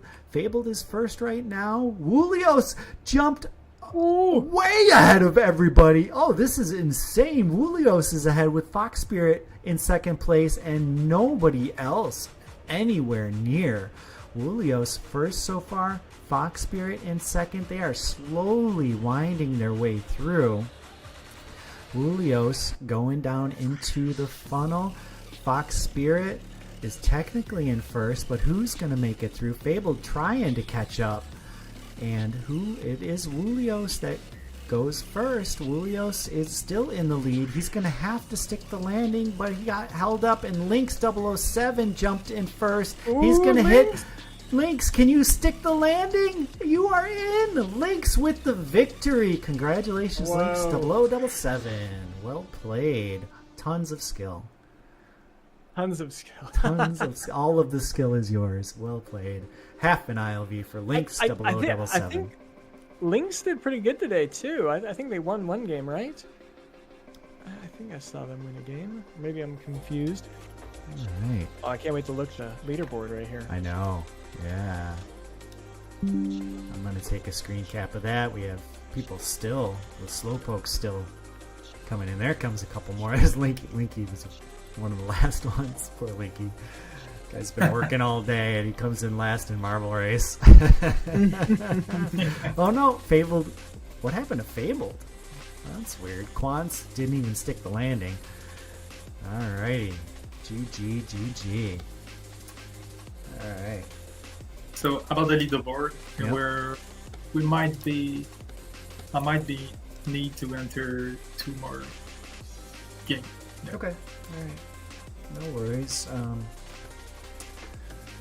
shut all that down. We can bring in the leaderboard. Take a look. We can talk about the tool right now and where we're at. So, on the first page here, and actually, let's do it like this. Yeah, more like that. We have all kinds of different links.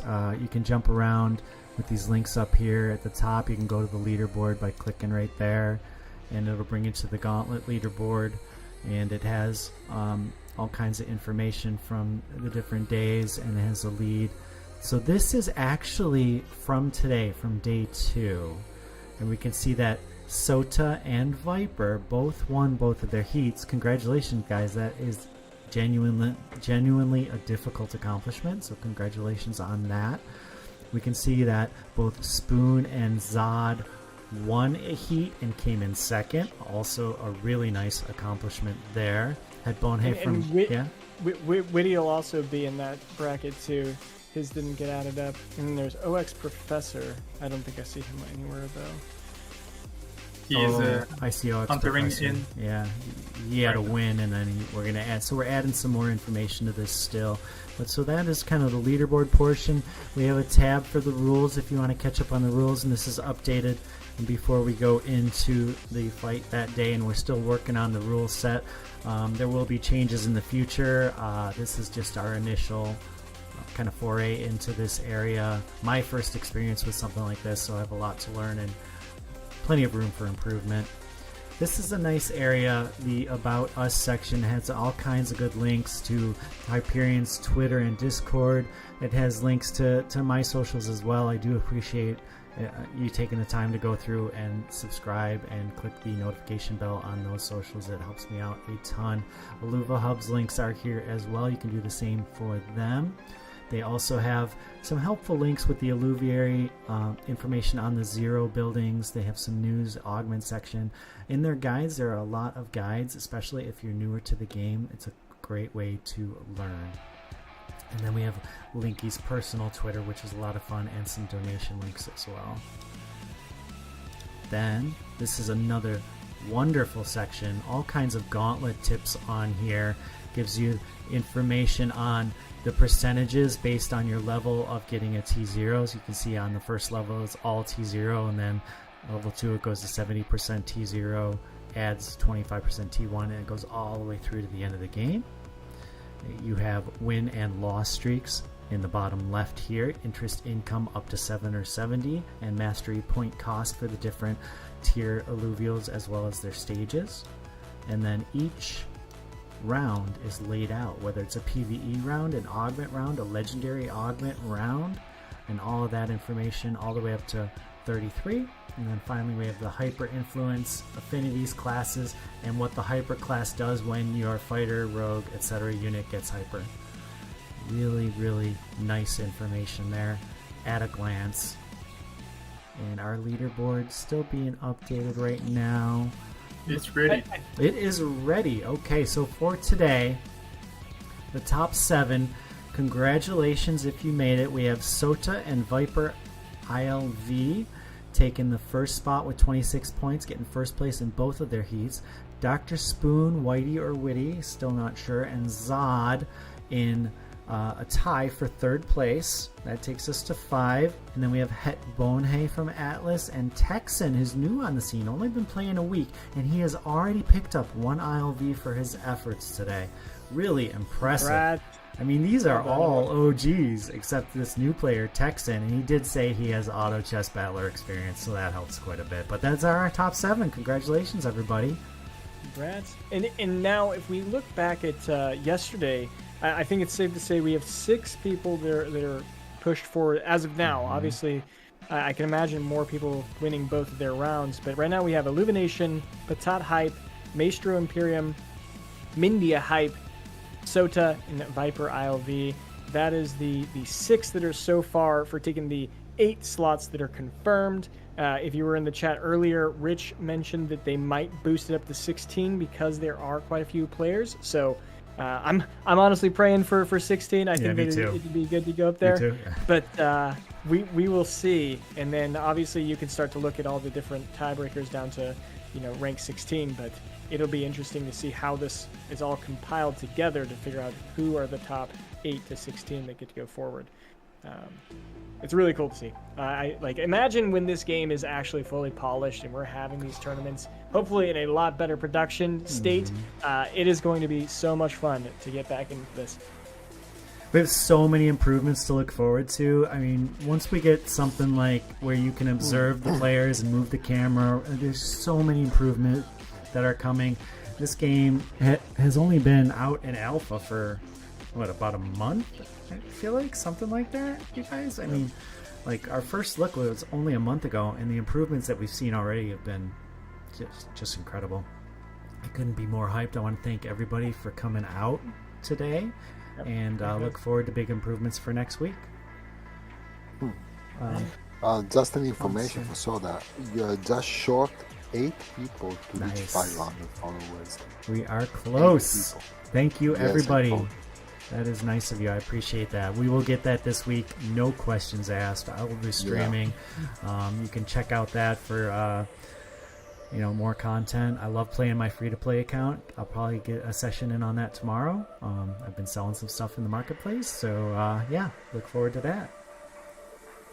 All right, Two Haze, are you there? Do you want to say a word? No, just really appreciate everyone's patience with us today and look forward to next week. And it was a great time. Caveman, really appreciate you helping out. You killed it. And Quants, Linky, great job. Appreciate Illuvium. And thank you guys. It was a great time. I can't wait to compete in some of these tournaments. So cheers.